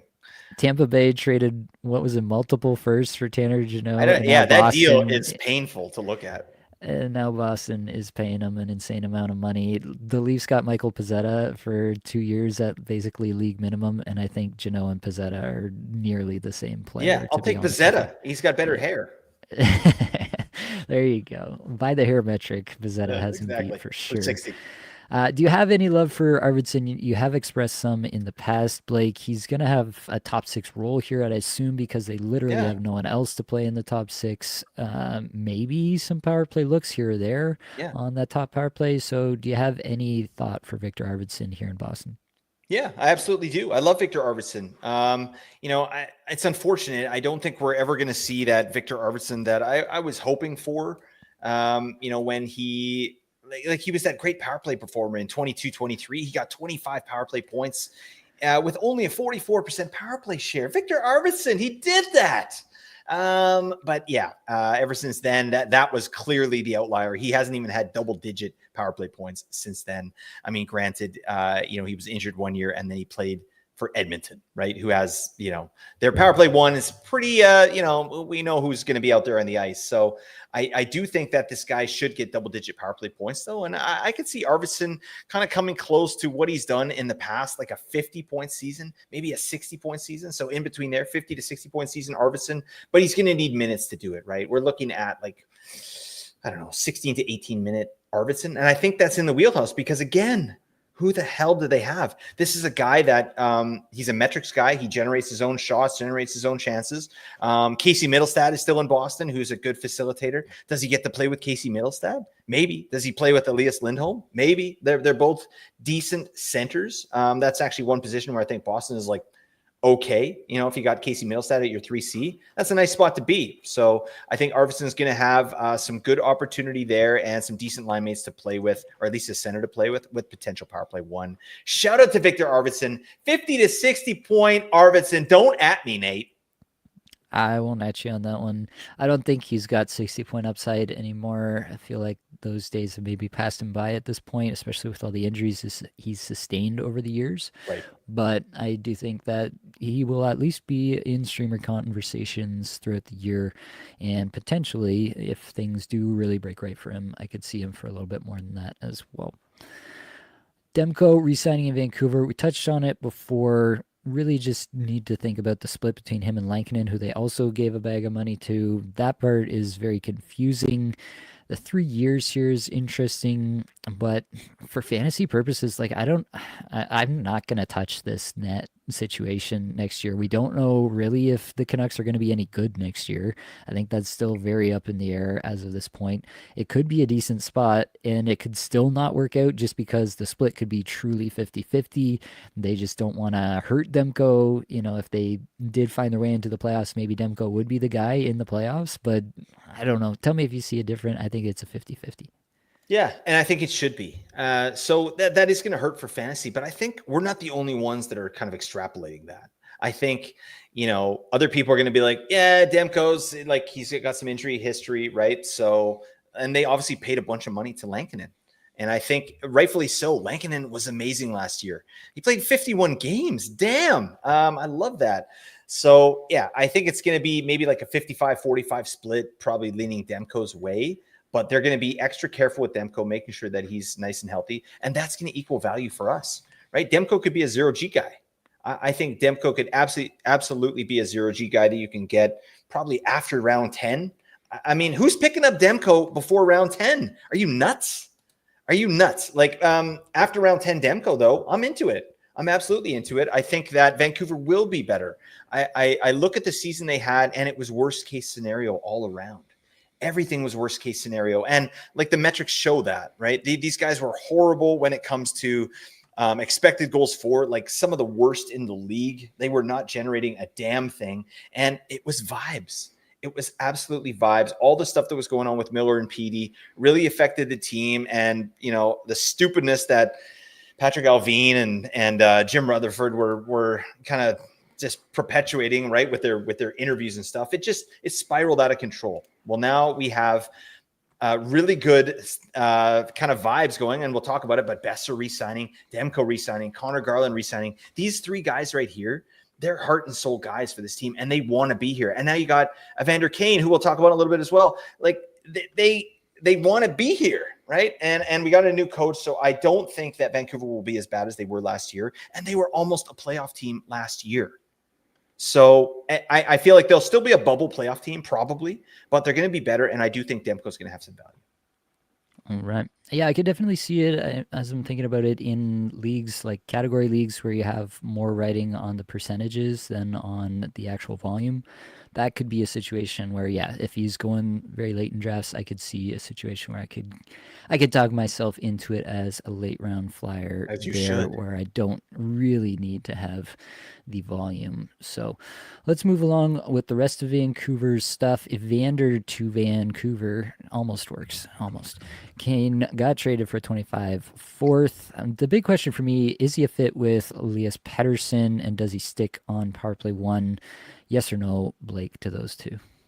I do think he's a fit with Elias Pettersson. Absolutely. One thing that Kane does really well, forecheck, puck battles, get the puck to Elias Pettersson, right? Pettersson, not good at that, right? And he's sort of been relied on to do that, which is not his game. He's a softer player. Like, yeah, he hits and stuff. It's great. He blocks, but like in actuality, when you're watching the game, he's not a gritty player. He's not going in and winning puck battles, right? But Evander Kane does. And I think the style of game that he plays, he's obviously mean. I think he's going to create some space for Pettersson. And Pettersson knows what's at stake here, right? There's been so much said about his game and the expectations for him to come into the season fully ready to go. And I think he's taken that very seriously. And the team rewarded him by not trading him before today, right? So he's good to go. I'm a big believer in a PD bounce back. You know, what does that bounce back look like? Maybe 70 to 80 points. I think that's probably where Pettersson lives, and I'd be happy with that. Absolutely happy with that. But he has ceiling for more. And I think Kane is going to help him get there. I hope that Evander Kane stays healthy. Obviously, you know, I don't like the penalties and the dingus behavior that Evander Kane brings to the team here, but I don't know, for fantasy, it's going to be awesome. As long as he's healthy, this guy's going to shoot the lights out. He's going to hit the lights out, and he's going to get more opportunity than he got with Edmonton. I think power play one is a potential for sure, right? It's not a guarantee, right? We've seen that Connor Garland gets power play one there with the team. We still got Philip Hedl here. What does he do? Does he get power play one? I don't know. But I do think that if Kane does get power play one, then yeah, now we're looking at like a 60 to 65 point player with insane periffs. And yeah, that sounds pretty good to me for fantasy. Yeah, I'm cautiously optimistic about this. Obviously, you have no idea about the locker room stuff. From the outside looking in, it honestly feels to me like Evander Kane has kind of cleaned that stuff up a little bit. Maybe that's just the gravitas of McDavid in that room, where you have to imagine if anybody steps Yeah. out of line for a second, it's like McKinnon and McDavid. Nobody steps out of line in those dressing rooms because they know what's at stake here, playing with some of the greats. But yeah, I think that there's a pretty good chance, like hometown kid, right, too, from North Contract year Vancouver. as well. In a contract year, I'm optimistic. Like, I don't think people are going to be high on Evander Kane going into the year, and for that reason, I think I could be talked into it, especially if we do get first power play, and especially if we do get some chemistry with Pettersson early on. Obviously, we have to talk about the re-signings here as well. Brock Besser, the surprising one. Connor Garland, less surprising, but still nice to see. 7 years, 7.25 million per year for Besser. 6 years, 6 million per year for Connor Garland. I think you're going to be pretty happy about both of these, Blake. But how do you see it shaking out? Garland had a pretty good year. At some points, it felt like he was the only person still giving it on the Canucks throughout the season. But Besser coming back after the season that was and is a surprise to just about everybody, I feel like. So talk to me about these two and their potential for fantasy next year. It was neat to see with Besser. Like even the insiders on Twitter were like, "What the hell? Besser re-signed with the Canucks? That's crazy." And I was surprised too, and pleasantly surprised. I'm so excited. Like obviously, based on what was going on here on free agency day, everybody was just signing their own free agents. There was not a lot of movement here. The trades are really hard to come by. Everybody is trying to get better. There's no obvious sellers like just digging into a rebuild. Everybody's trying to get better. So yeah, Canucks did the right thing here. They signed Besser. Obviously, they gave him the term that he wanted, 7 years. Yeah, it's a little bit rich, but the contract is insane. I think it's going to age really well. $7.25 million per year for Besser. This guy should be a perennial 25 to 35 goal scorer. I think that's where he lives. Obviously, he's lost his best facilitator, which was JT Miller. But, he's still a professional hockey player. This guy's got great hockey IQ. He's going to figure it out, right? We got an amazing rusher in Philip Hedl. He's has some chemistry with PD in the past, not so much at 5-on-5, but if that's your situation, you got to figure it out. And I think that Besser will. He's obviously happy to be here. And then Connor Garland, damn, this guy was one of the lone bright spots. Him and Kiefer Sherwood here in Vancouver. You're like, these guys are legends. Amazing. Like Connor Garland was out there trying to fight Jacob Trouba. Like you pay the man whatever the hell he wants. I love it. 6 years at $6 million. That's a steal, especially with the cap going up. This guy got 49 points last year, 16 points on the power play. He's a gamer. He's like Matthew Tkachuk, but like 2 feet smaller. You know what I mean? Like that's what he reminds me of. He's a guy like that. He's not Matthew Tkachuk, folks, but you get the gist. This guy's a gamer. So I'm very happy. I think Connor Garland's going to be a streamer all year, even on Power Play 1. Like he had a good opportunity last year, only got 49 points. That's probably it, right? Besser, I think, we're probably looking at a better season than last year, but not that much better. Maybe a 60-point Besser is kind of what I'm predicting. Yeah, I think that's fair. It's definitely a player that needs things to be going well around him to really reach his ceiling.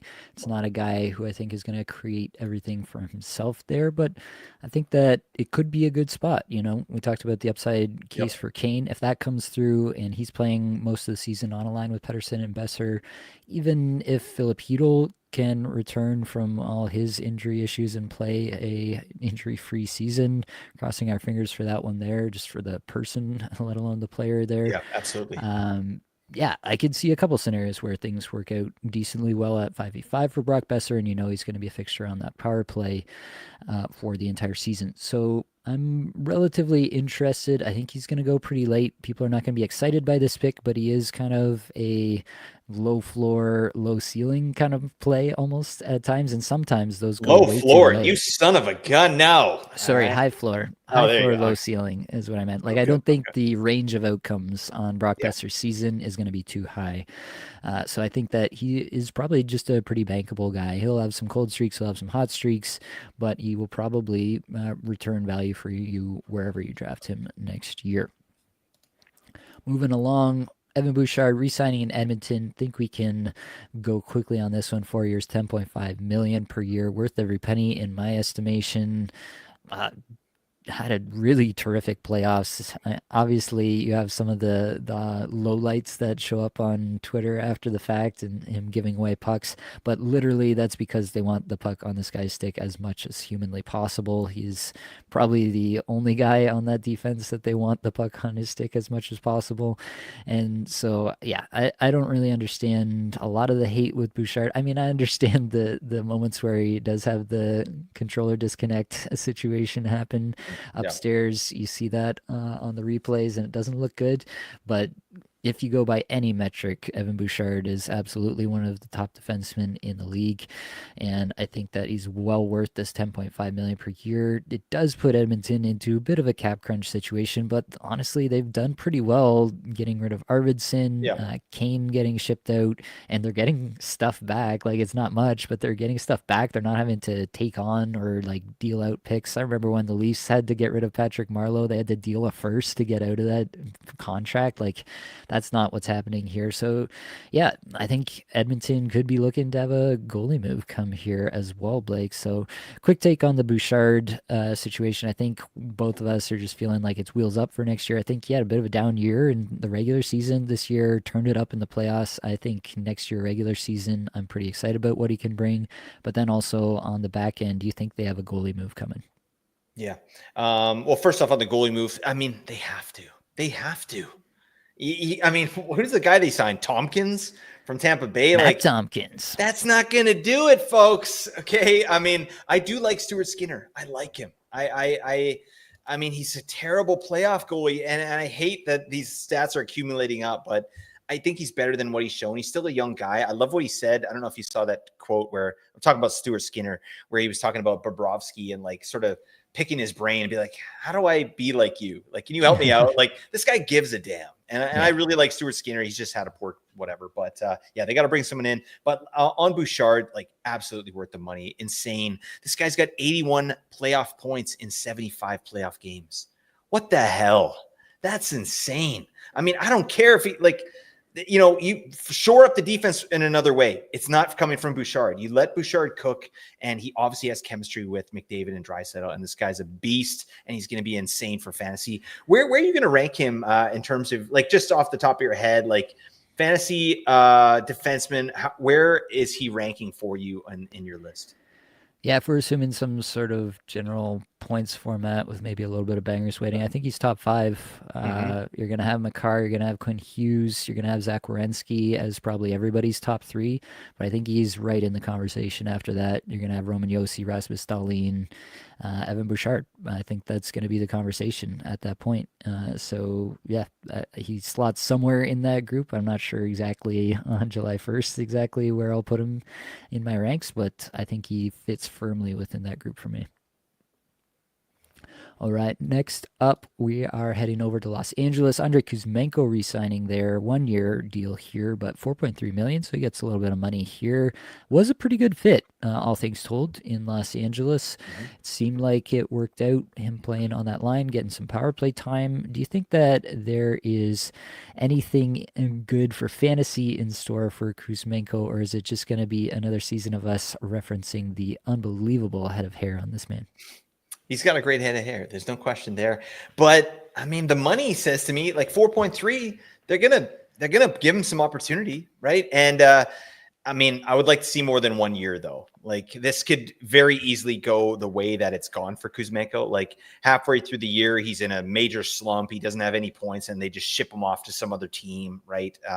Because this is a guy that has shown so far in the past, and maybe not. I'm not talking about last year per se, but certainly when he was with Vancouver, and then when he moved over to Calgary, like yeah, there's some defensive deficiencies, right? He's not doing what the coaches want him to do, and that's a problem, right? But I did like to see what he was able to do there in LA. I thought that was really encouraging, like 17 points in the last 23 games. Pretty damn nice, right? And he was getting power play one. So it's an offensive player. He needs offensive opportunities to really pop for fantasy. He's a beauty. He's an absolute beauty. I mean, what was the line he was playing with? It was Kopitar and Kempe. Sheesh.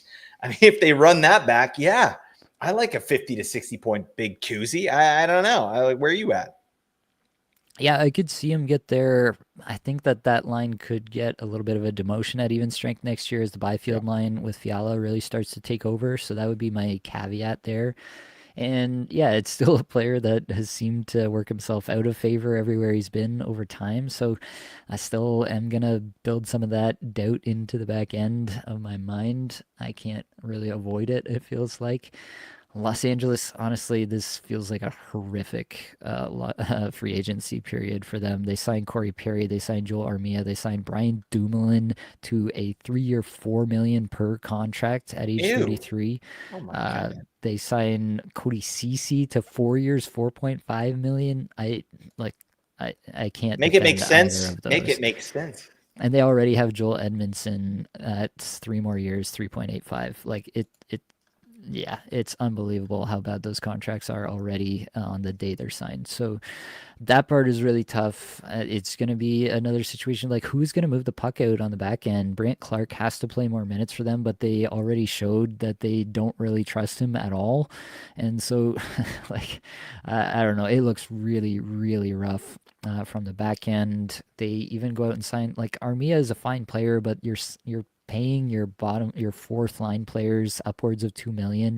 You Yep. just can't do that, in my opinion. You gotta like look at what Florida did, right? The Greers, the Gadjeviches, the Noseks, these guys are under $1 million and they're giving you hard fought minutes. Even if they're not great minutes, they're hard fought minutes every single time. And they're giving you that to you for the cost of one of these guys on LA here. So, from a team building perspective, I just absolutely hate everything that's going on in LA right now. And that part is tough because it feels like it could fall apart at some point. Hopefully, there's enough gravitas here with Byfield's ascension, with Fiala continuing to be terrific, with Kempe continuing to be terrific, with hopefully the ascension of Brant Clark. You know, they chose Yeah. to move on from Jordan Spence and keep Brant Clark, which I think is probably the right move in the end. I don't know why they felt they had to move on from Jordan Spence necessarily, just so they could sign Dumoulin and DCC to these horrific deals. That doesn't make a lot of sense to me. But yeah, at least Brant Clark is still there. And maybe there's some offensive upside that comes from the back end out of that. But I just can't get too excited for LA to do anything more than what we saw last year based on this offseason for them so far. Next up, Columbus. They're keeping Ivan Provorov going from one of the best heads of hair in the league in Andrei Kuzmenko to probably the worst. Yeah. James Reimer also Unbelievable. up there, but yeah, definitely one of these, one of the two. 7 years, 8.5 million per year for Provorov. Columbus also traded for Charlie Coyle, Miles Wood. They re-signed Dante Fabro. One of these four deals I like for them. Fabro was Yeah. Hell yeah. obviously a hit with Zach Werenski, solidified that pair for them. He doesn't have to do anything but just play stay at home defense, and that's what he's good at. Nashville stays losing, just letting this guy go for free, and now he's a top line player for Columbus and doing pretty good for himself. Provorov, I think, you know, he's streamable in deeper leagues on weeks that Columbus will have a good schedule. He's probably going to score 35 ish points next year again and do all that. Charlie Coyle, I think, is just your prototypical third line center. They had the cap space, so I guess they felt like they could do it. So I'm not too excited about any of these moves, honestly, for fantasy, though, Blake. Yeah, no, there's nothing going here. I mean, even Provorov, like when Morensky is injured, I guess he did see power play time, right? But are they going to do that again? I don't know. You know what his hair is like to me? You ever see that episode of The Simpsons where like that Don Mattingly, the Homer played a baseball game, and Mr. Burns was telling him to shave his sideburns, and he basically just shaved his entire like right up to his head. You know, like that's where Provorov, that's where he lives. All right, this man has a disgusting head of hair, buddy. Get some, go over, like, get some hair plugs, do something. All right. Rogaine, I'll tell you actually right now, Rogaine does not work, Nate. And this is something that you might deal with in like 10 years, maybe 20 years. You got a nice head of hair yourself, but Rogaine does not work. All right. And Right. Provorov, Rogaine does not work. All right. So you got to move on. But, I don't know where we're going with that. I do like Dante Fabro. I think he's awesome, and I love the Coiler. All right, I think that's a good move for Columbus. In reality, it's not going to move the fantasy needle one bit. All right, moving along. Patrick Kane re-signing in Detroit. 1 year, 3 million Yeah, base salary, up to 4 million more with bonuses. At least two of that is basically like show up and play 10 games, I think. So he's definitely getting at least 5 million, I think, and probably closer to the 7 than the 5. So he's going to get a fair amount of money here. He's going to run it back, right? Like it's the same role that power play was insane last year. yeah. And so they're hoping to just recreate that magic. He is a bit of a power play specialist at this point, but also he can play on a second line winger position and still be quite valuable in that spot. I don't know if you see anything different there with Patrick Kane. No, I think this is a guy that's going to be valuable and available later in drafts. Right. This is like he had a pretty nice year last year. I remember texting you when I was like, someone dropped Kane in my league. I picked him up. This is insane. Like, am I going to win the league? Like 29 power play points last year. Damn. He's amazing at that. 59 points in 72 games. I love it. I just think, I don't see any reason why Patrick Kane wouldn't be able to sort of replicate what he was able to do there. And maybe Detroit is a little bit better in terms of like expected goals for, right? I mean, I'm not basing that on anything, but like it was pretty bad last year. So maybe it goes up a little bit. Like obviously we have to dig in, but I think I like the line that he's on there. I think it's really good. And I love Marco Casper as well. Like he had a really nice end of the year, and that was with Patrick Kane as well. So this is a great move. I think a 1 year deal, and I think Kane is going to give you some value as a guy you could draft, well after like 120, I bet, and really see the benefit of that. Yep. Yeah, I'm definitely interested in Patrick Kane. I think most people will be relatively interested in him once again next year after the season that he had. So I don't think you're going to get like insane value on him, but he's definitely it looks like even the microstats look terrific on Patrick Kane in Yep. those minutes, still entering the zone with the puck all the time.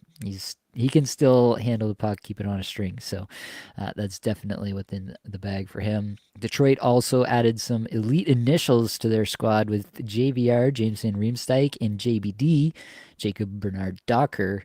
I don't think either of these really move the needle for fantasy. I guess JVR could, still be that net front guy on a power play, but that would only be, in my opinion, if one of the normal four forwards on this Detroit power play got injured and they decided to change things up to get that look. So I don't think there's much to say there unless we get some injuries. Moving right along, Dan Vladar going to Philly. It's a 2-year deal, 3.35 million. Was that in total or was that per year? I think that was per year, wasn't Per it? year. Yeah, per year. That's a pretty nice little payday for Dan Vladar. So obviously he's going to try to compete with Samuel Urson for starts. If you had to handicap the starts for each of these guys next year, right now, Blake, where would you put it?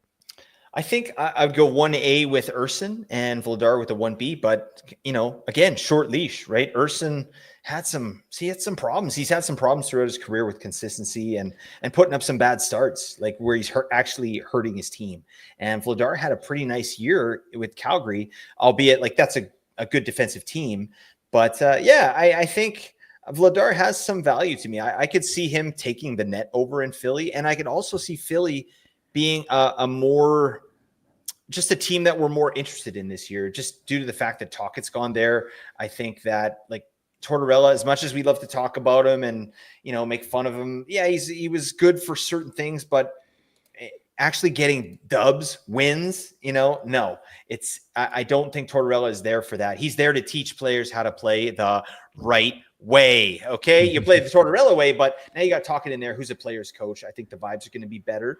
And I think the team's actually going to perform a little bit better. So if that's the case, I do think Vladar is going to, he's going to have an opportunity to maybe take that number one spot. Yeah, I think there will probably be an opportunity at some point for him to get a run of games. I mean, we haven't seen anything in Right. Vladar's career A to lot of suggest. variance. Yeah, we haven't seen anything to suggest that he's going to run with that the second he gets it, but there will probably be a stretch where he's at least relevant for fantasy purposes. I'm not going to be actively drafting either of these guys, I don't think, unless it's with my absolute last pick in the draft.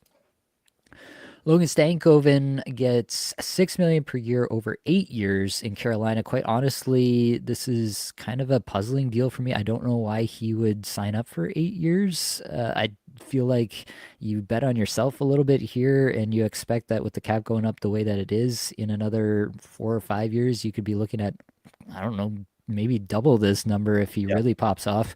But yeah, in this current situation in Carolina, it gives them a lot of flexibility cap wise moving forward, and he is going to get some opportunity. Probably middle six, maybe a chance he gets up to the Aho line at some point throughout the season. Bryn Moore does like to blend lines throughout the course of the year.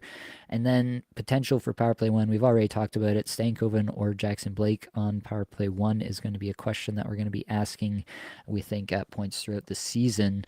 Where are you leaning as of now? Does this signing mean anything to you fantasy wise? Well, to me it means that obviously the GM and the coaches probably have some confidence in this player, right? They're willing to lock him up for this long of a term. That's excellent, and it's gonna. I do think that it's going to be a steal for them at some point, like $6 million per for this guy. This is a guy that. He really shows out in terms of offensive generation. This guy's great at chance assist, shot assist, all that stuff. I mean, zone exits, zone entries, all this stuff. He's great. He's just small. He's like he's one of these short kings that people that just kind of sweep under the rug. They're like, this isn't going to be relevant, but this guy's going to be a real player. He's going to be a difference maker for this team. The problem is who's he playing with? Right. Right now, Daily Faceoff has him with Jordan Stahl and Jordan Martinook. Terrible. Okay, that's awful. And then plus, add to that, he's probably going to be on power play 2, right? I mean, they had Jackson Blake on power play 1 last year. Who knows what they're going to do there? I'd rather see him obviously on power play 1. I think he's a better fit there. But unless he gets onto the top line, which is not possible, right? So it's got to be like the second line. But then who's he playing with? Taylor Hall and Jesperi Kotkaniemi?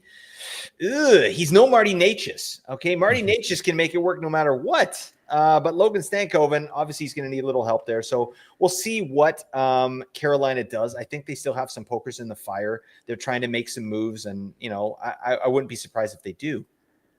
But that all said, I feel like this is a player that is going to develop into a pretty solid performer for them production-wise. Maybe not next year. Like he had 38 points in 78 games last year. Maybe he gets up to like 45, 50. 50 points for Logan Stankoven, I think is probably ceiling, unless he really pops off with his time on ice. Yeah, that is always the case with a Rod Brind'Amour coach team. Unless you are Sebastian Aho, you are not going to get the minutes, and therefore you're probably not going to be a world breaker for fantasy purposes. Still think there's a good chance that Stankoven asserts himself a little bit more in another year and provides something of real value for fantasy here, but it is a situation where it is going to be a bit of a wait and see. Him or Blake on the power play. They have preferred Blake throughout the season. Maybe Stankoven is the more talented player overall, but if he's not the one chosen for the role, then that's obviously going to limit his upside.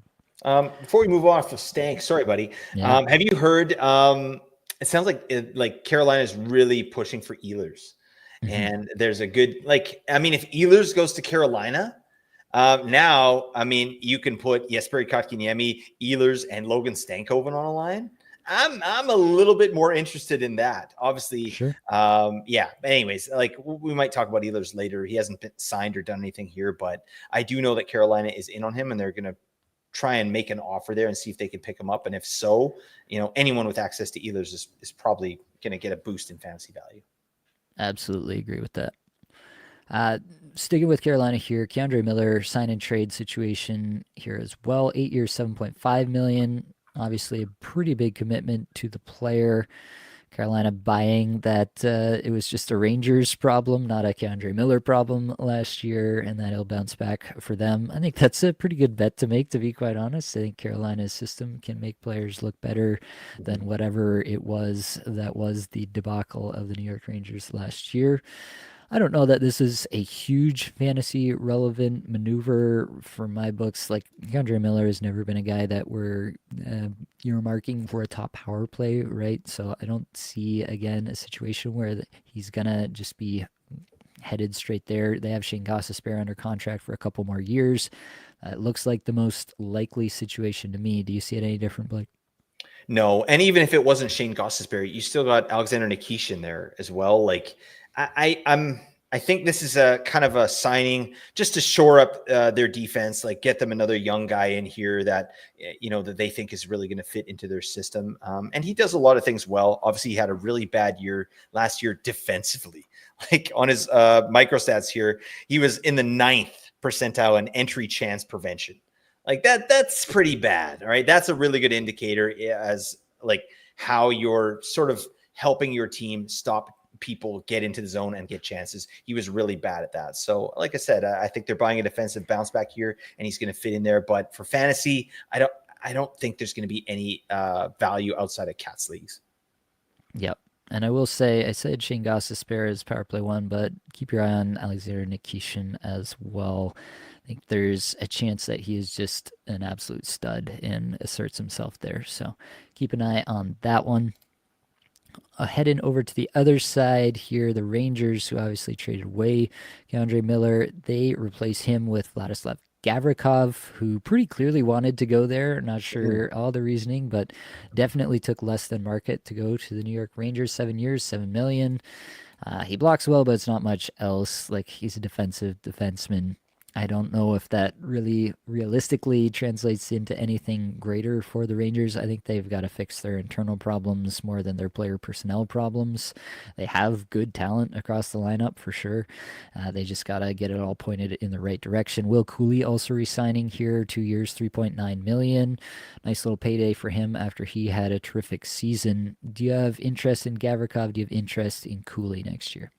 No, nothing with Gavrikov. I do think it's going to benefit the Rangers just in general. They were terrible last year. I mean, 8th worst in the league in expected goals against at 5-on-5.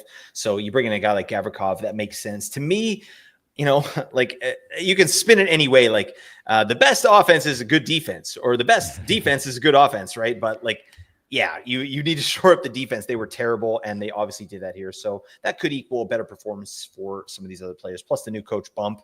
Will Cooley, yeah, for him, I think there is a little bit of opportunity there. Maybe he gets into the top 6, but he's not getting power play 1. I think a season similar to last year is probably best case scenario. I don't think he's going to fall off huge or anything like that, but yeah, it's a guy that you're obviously interested in for bangers leagues, kind of a la Kiefer Sherwood, right? I think that there's value for a player like that, but it's only in certain formats. For sure. We got JB Canucks podcast stopping by saying cheers. Good to see you as well. Armin has a question. Which two would you keep for next year? Werenski, Crosby, J-Rob. Categories are goals, assists, power play points, shorthanded points, plus minus, hits, and blocks. Who would you say, Blake? Werenski, Crosby, Jason Robertson. And the categories again, goals, assists, power play points, shorthanded points, plus minus, hits, and blocks. Werenski and J-Rob. I think, and it's only because of Crosby's age. Not that I don't think he's going to perform, but at this point in his career, I'm looking ahead, like not even to next season, but the season after, right? Like you're going to lose out on a player like Werenski or J-Rob because you want one more good year out of Crosby. Like, I don't know. I feel like, yeah, maybe if you're in true win now mode, like maybe you take Crosby over J-Rob, but I think I'd just rather go with J-Rob there. Yeah, honestly, I might take J-Rob straight up over Crosby, even if it is just for 1 year. I think that, yeah, J-Rob came on at the end of the season, was Looks pretty good. terrific. Got injured again, still came back and had an impact in the playoffs as he got healthy. So I think that we should be excited about J-Rob next year. And yeah, could be in for a huge season alongside Mikko Rantanen, the best player that he's ever played with. Keeping on going, but staying in New York, on Long Island, we have the Islanders signing Tony DeAngelo Oh yeah. for 1 year, 1.75 million. Also signing big save Dave Riddick. I don't know how long ago we coined that nickname, but I think it's probably worn out No, its he's welcome. still doing it. He He does is that. okay. Come on, Okay, let's go. he Yeah, still does they that. signed him to a deal. He does that. And Jonathan Drouin, 2 year, $4 million per deal there. The Drouin one first. I just hate this deal. I think he is like a worse version of Matthew Barzal. And what are they going to do? Are they going to play Drouin with Barzal and have them just pass the puck back and forth between each other and never actually shoot it on the net? Like, is that the plan for the offense under Patrick Waugh here? I think stylistically it's a horrible fit. Now, he's probably not going to play with Barzell just because of that, at even strengths at least. So maybe there's a scenario in which he can help to some extent a second line. I just don't think that Drouin is that dude. I think that he was definitely buoyed by Nathan McKinnon. Yeah, I think that maybe he can play with a Kyle Palmieri and, bank some pucks in off Kyle Palmieri again. But like realistically, this is like a 40-point player, 45-point player outside of the Colorado environment that was so kind to him, in my estimation. Yep. I really don't see a path to Drouin having a big year. Tony DeAngelo, on the other hand, if they're going to play him the way they played him last year, I don't know if that's like their best case scenario or what they're really expecting to do. Obviously, the money is not much. He's kind of betting that he can have a big year here, I think, and get a better payday next year. That's why he's going for this 1 year deal.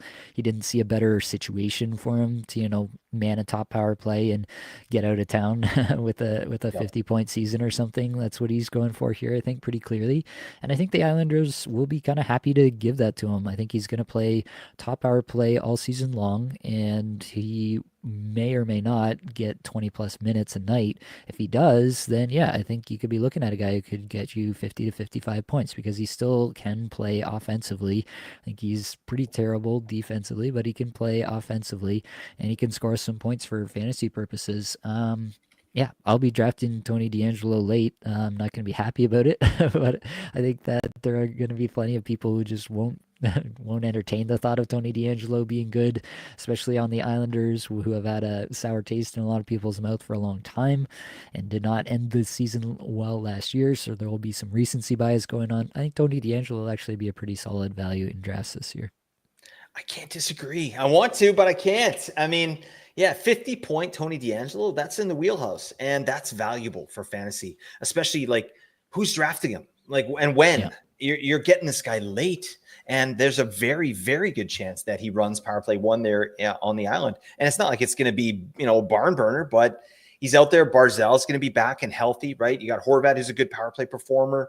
Drouin maybe could help on the power play there. I don't know what they're going to do.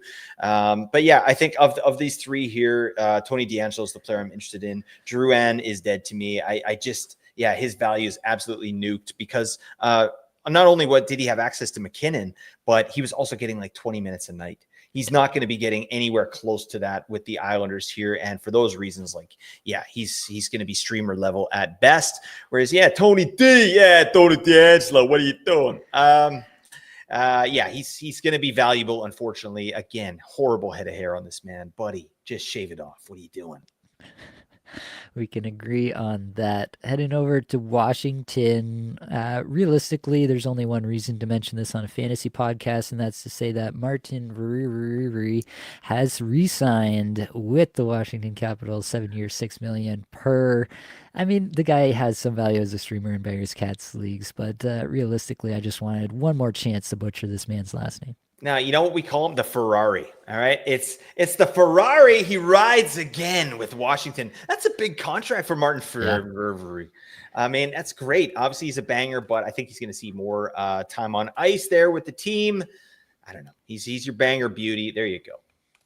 Absolutely. Keep it pushing. William Eklund re-signing in San Jose, 3 years, 5.6 million. Nice value for those 3 years. Should exceed the value of that contract, but I think he is one of these players that's kind of setting himself up for a huge payday 3 years from now, and he's kind of seeing that coming down the pipe. So that's the case here, and San Jose seems to be willing to facilitate that for the time being. I believe he will still be RFA after this is up, so they do have some amount of control over the player even after the contract is up. I'm just trying to validate this before I perjure myself any further. Do they have this up? Yes, he's still RFA. Puckpedia coming through in the clutch there. Nice Will he work. be top line? Will he be top power play? What do you think, Blake? Because you start to look at this, San Jose's got some players now. They've got the Tyler Toffoli, they have the Macklin Celebrini, they have the Will Smith, they have players coming up behind them as well. This is not an organization short on prospects. On the back end, they've got Yep. Luca Cagnoni, they have Sam Dickinson, who could challenge for some scoring roles. They have acquired John Klingberg here to potentially run a top power play, question mark, on the back end here. But also up front, they have some players coming through, guys like Chernyshov coming through who may see the NHL as soon as the season. So, what do you think about Eklund? Do you think that we're going to get true top line, top power play kind of minutes from him at any point throughout this contract? Yeah, I do. I have a lot of faith in this player. I liked what I saw last year, just basically with his time on ice. I mean, what a nice season. He averaged 19 minutes, 33 seconds average time on ice last year. And granted, like, yeah, it's a pretty stinky team there in San Jose, but they're not that much better. Like you said, they do have some young players that could challenge for spots, but who's taking this guy's role on the top line? I don't see it, right? Like, Daniil Gushin, Nikolai Kovalenko, Noah Gregor. No, I just don't see that happening, right? And it sounds like if Tyler Toffoli wants a spot on the top line, Will Smith might move to be the 2C, right? Like, so I think William Eklund's role on this team is secure. I think his role on the power play is secure. We love Macklin Celebrini, right? This guy is a stud. It's a player that, I mean, I think we're both pretty excited about. I don't know where he's going to go in draft season, but point per game potential as soon as next season, in my opinion. And then you got William Eklund in the sidecar, right? And he's no slouch. This is a guy that shows out really well as a facilitator, right? Chance assists, shot assists, high danger passes, right? Those are the type of passes that Macklin Celebrini likes. All right. Because what he does is he bears down and he puts the biscuit in the basket. Okay. So, and then obviously Will Smith having a great end of season there. I'm a big fan of William Eklund. Obviously, like, as a guy I targeted or looked into at the beginning of last season, just due to the micro stats and his ability to enter the zone and drive offense, right? And yeah, I like the 3-year contract here. Like you said, he's probably setting himself up for a bigger payday, but yeah, things are on the up to me in San Jose. And then you got John Klingberg in here, like an actual power play one quarterback. As much as John Klingberg is like, not really that exciting. I mean, for any other team besides San Jose, now he's on San Jose. You're like, oh, Klingberg could maybe get like 40 points, 45 points with, like 15 to 20 power play points. And that would be pretty nice, right? This is a guy that can run a power play. And William Eklund, I believe, is going to be on that power play. All right, there you have it. Next up is John Klingberg. We mentioned him here. The real question here, though, 40 points, I think, is in the wheelhouse if he stays on the power play all year long. The real question is, does he get more minutes? He kind of impressed, I guess you could say, in Edmonton, Wasn't terrible. stepping into the playoffs and not getting absolutely destroyed. So there was something there with John Klingberg. So I mean, San Jose's depth chart on defense is probably the single worst one in the league. So if he is capable of playing more minutes, he will be given the opportunity to, especially if they are trying to bring on some of their younger guys, the Dickinsons, even Makema Doolan, who played last year. If they're trying to bring in Cagnoni, they're not going to throw these guys to the wolves with the top pair of minutes, right? So it could be Klingberg, who they just kind of sacrifice on the Yeah. top pair, or at least the second pair. Sacrifices plus minus. Yeah, exactly. So yeah, I could see a situation in which Klingberg approaches 50 points if everything broke perfectly. I'm not gonna project it that way. I'm not gonna draft Klingberg, I don't think, anywhere unless it is like the last round and Yeah. that you have a good schedule week 1 or something like that. But it is something I am relatively interested in for fantasy purposes, just because this is the only situation where he might actually get 20 minutes a night. All right, keeping it moving. Buffalo re-signing Ryan McLeod had a really nice season last year. Kind of feel like it might have been one of the better seasons of his career when it's all said and done. Super efficient was Ryan McLeod there, but gets a nice little payday here.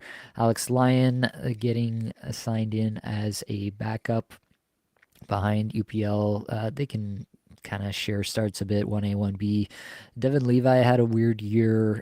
Not sure what Buffalo is really thinking about this guy's development at this point. Bringing in Lions suggests to me that they're at least baking in the possibility that Levi is not going to be ready to take on a significant role as one of their goaltenders in this next upcoming season. So I don't know. I don't think either of these guys are anything more than potential names to keep in the back of your mind. This is where this guy's at, and we might want to think about him at some point throughout the season. Yeah, I mean, McLeod is a guy that I'll definitely be keeping my eye on for sure. Like 22 points in the last 22 games. One of the things I really liked is the increase in ice time. This guy was getting like 20 minutes out there, right? So just the fact that he does that, it's simple stuff, but obviously he has the coach's confidence. They like what he's bringing to the table out there, and he contributed with 22 points in 22 games. So that's a guy that I think is going to be kind of like a premium stream if you're looking at Buffalo. I think that's sort of where he's at. And then we'll just have to see what happens with Lyon and the goaltending situation there. Over to Anaheim, Mikael Granlund, surprisingly enough, 3 years, $7 million to go to Anaheim. I guess he just liked California that much that he wanted to go back. Is kind of throwing this depth chart into another tough to parse situation once Yep. again. So let's just look across here. You got Cutter Gauthier, Chris Kreider, Frank Vetrano probably on the left side here. Now you've got Leo Carlson, Mason McTavish, Ryan Strome down the middle, and Granlund, Terry Killorn on the right side. Is that what we're going with? I mean, because Granlund can play center as well. So it's just like who's going to get the bump here? And yeah, we'll have to see what Joel Quenneville does. This team is really tough. Nate and I were just talking about this the other day. We're starting our projections pretty soon here, and Anaheim is the first team that we're doing. And it stinks to start with Anaheim because we got a new coach. We got a bunch of new players in here. Like, what the hell? I mean, good luck to us all, but yeah, I think it's a net positive to bring a guy like Granlund in here to Anaheim. I like what they're doing. They're bringing veteran guys in to sort of supplement these young players and sort of teach them how to play. But yeah, I don't know. I feel like Granny is probably going to be like a middle sixer. And maybe, if there's injuries, he moves up the lineup. This is a guy that can obviously play top line minutes, power play. He did that in San Jose and did it really, really well, right? So I still feel that player is in there, but I feel like he's going to be more of a supplementary piece in Anaheim. Yeah, I don't disagree. I think that he can be pretty solid given the right situation. I'm not sure this is the right No, it's a situation weird is the one. tough part. Yeah, it is a weird spot. He kind of fits the mold of some of the other players they have. Like he's a bit more Troy Terry in that regard in my mind. He's not an obvious fit in this lineup in my opinion. So that's the part that is going to be really hard to figure out. And again, it feels like the median outcome here is for all these guys to get 17 minutes and nobody to really assert themselves, which Right. would really suck for fantasy purposes. Yeah, something that I'll have to think a lot more about. Hopefully, we get to fantasy draft season and we've got a lot more info on who Joel Quenneville's talking about, who he's playing on lines together, what the power play looks like, etc. Other deals that did happen: Nate Schmidt, Brandon Tanev both go to Utah, Vladimir Tarasenko to Minnesota, Connor Brown, Jake Allen, Evgeny Dadonov go to New Jersey, Cody Ceci and Brian Dumoulin to LA, as we mentioned. Philip Khrushchev goes to San Jose. Any of these move the needle whatsoever for you in fantasy, Blake? Um, I like Philip Kurashev to San Jose. I think there's potential there. Obviously, Bedard had his best season of the two when he was flanking Philip Kurashev, right? But Kurashev had some defensive shortcomings that really got exacerbated last season, and he ended up getting benched, right? Riding Pine. But I do like Kurashev. I think that's just a player I'm interested in watching to see what happens there. I'm not drafting him. Tarasenko as well. I think we have to be just a little bit wary that he's there, right? Because he's probably earmarked for the third line at this point, right? Because we got Matt Zuccarello and Matt Boldy on the right side there, but it's an offensive player. Obviously, like you know, is he friends with Cap? I don't know the situation there, but they got the Russian connection. Tarasenko's a guy who could jump on power play one if need be as well, if they want to shuffle things up. And it's a guy that's done things in the past. So yeah, again, just a streamer that I'm looking at for Minnesota. It just adds to their offensive depth. I could see that. The one that I'm kind of earmarking just a little bit is Evgeny Dadonov to New Jersey, just because they have tried some really horrific players in that top six in New Jersey Yeah. over the past year. And Dadonov is one guy who I think could at least get hot for a stretch and have a stretch of relevance for fantasy purposes. Minnesota, Tarasenko, that's a cry for help in my estimation. Uh, I think they were super into Brock Besser. I think they were super into trading Marco Rossi and taking a huge swing on somebody else, and none of that came to fruition for them. So I think they're on to like plan C at this point, and that's a tough look for Minnesota here. Yeah, maybe they'll find something else to get done, but I'm not a huge fan there. So who's left? Obviously Nikolai Ehlers, as of our recording right here, 10 p.m. on July 1st. He has not signed. We did hear earlier today that this is the most likely outcome, that he was just going to, kind of sit there as the belle of the ball and take his time and make people up their offers and up their offers and up their offers until he got the absolute most money possible and then make his decision. What I have seen, Emily Kaplan reporting the Canes, as you mentioned, Blake, but also the Washington Capitals and Tampa Bay Lightning are among the teams in Oh on my. Nikolai Ehlers. Yeah, any of those would be relatively exciting. I would be worried about Rod Brind'Amour with Nikolai Ehlers. That could be just another situation where he gets 16 minutes a night and he's super efficient in those minutes, but it's not happy for fantasy managers. Again, Washington would actually be kind of cool. I could see that one working out in some situations, especially if he does get the true power play one time. And obviously, the Lightning, they've got some talent there. I could see that working in a variety of different setups. So that one would be exciting to me as well. I mean, I'd still take him on the Leafs if he wants to come this way. I don't know about that, but a man can dream, Come is what I would west, say there. Ehlers. Come west. All right, come on. Bowen Byram I have here as number two. It seems like there is still a lot of steam around Bowen Byram. Trade talk. Also, some offer sheet talk. I think it was Pierre LeBrun was talking about that one team was at least contemplating an offer sheet situation for Bowen Byram. So I do think the most likely scenario is that he does get moved. I don't know where he'd go exactly. Like maybe if he goes to San Jose, then you could get excited about him potentially running a top power play in Yeah. San Jose. There's not a lot of situations where I think Bowen Byram immediately becomes a huge player of interest for fantasy purposes. He's kind of stagnated, quite honestly. He had a lot of interesting metrics, interesting underlying stuff early on, but I think most of the NHL and obviously the Sabres as well have kind of soured a little bit on the player overall, but definitely going to be a player with upside that a lot of teams will still have some interest in acquiring. Pia Suter, Dmitry Orlov, Brent Burns, Jack Roslovic, Matt Grzelcyk, Victor Olofsson, Gustav Nyquist, Jeff Skinner. Obviously, nothing tremendously exciting here, but do you think there's any scenarios or situations where you could see yourself getting excited about a landing spot for one of these players?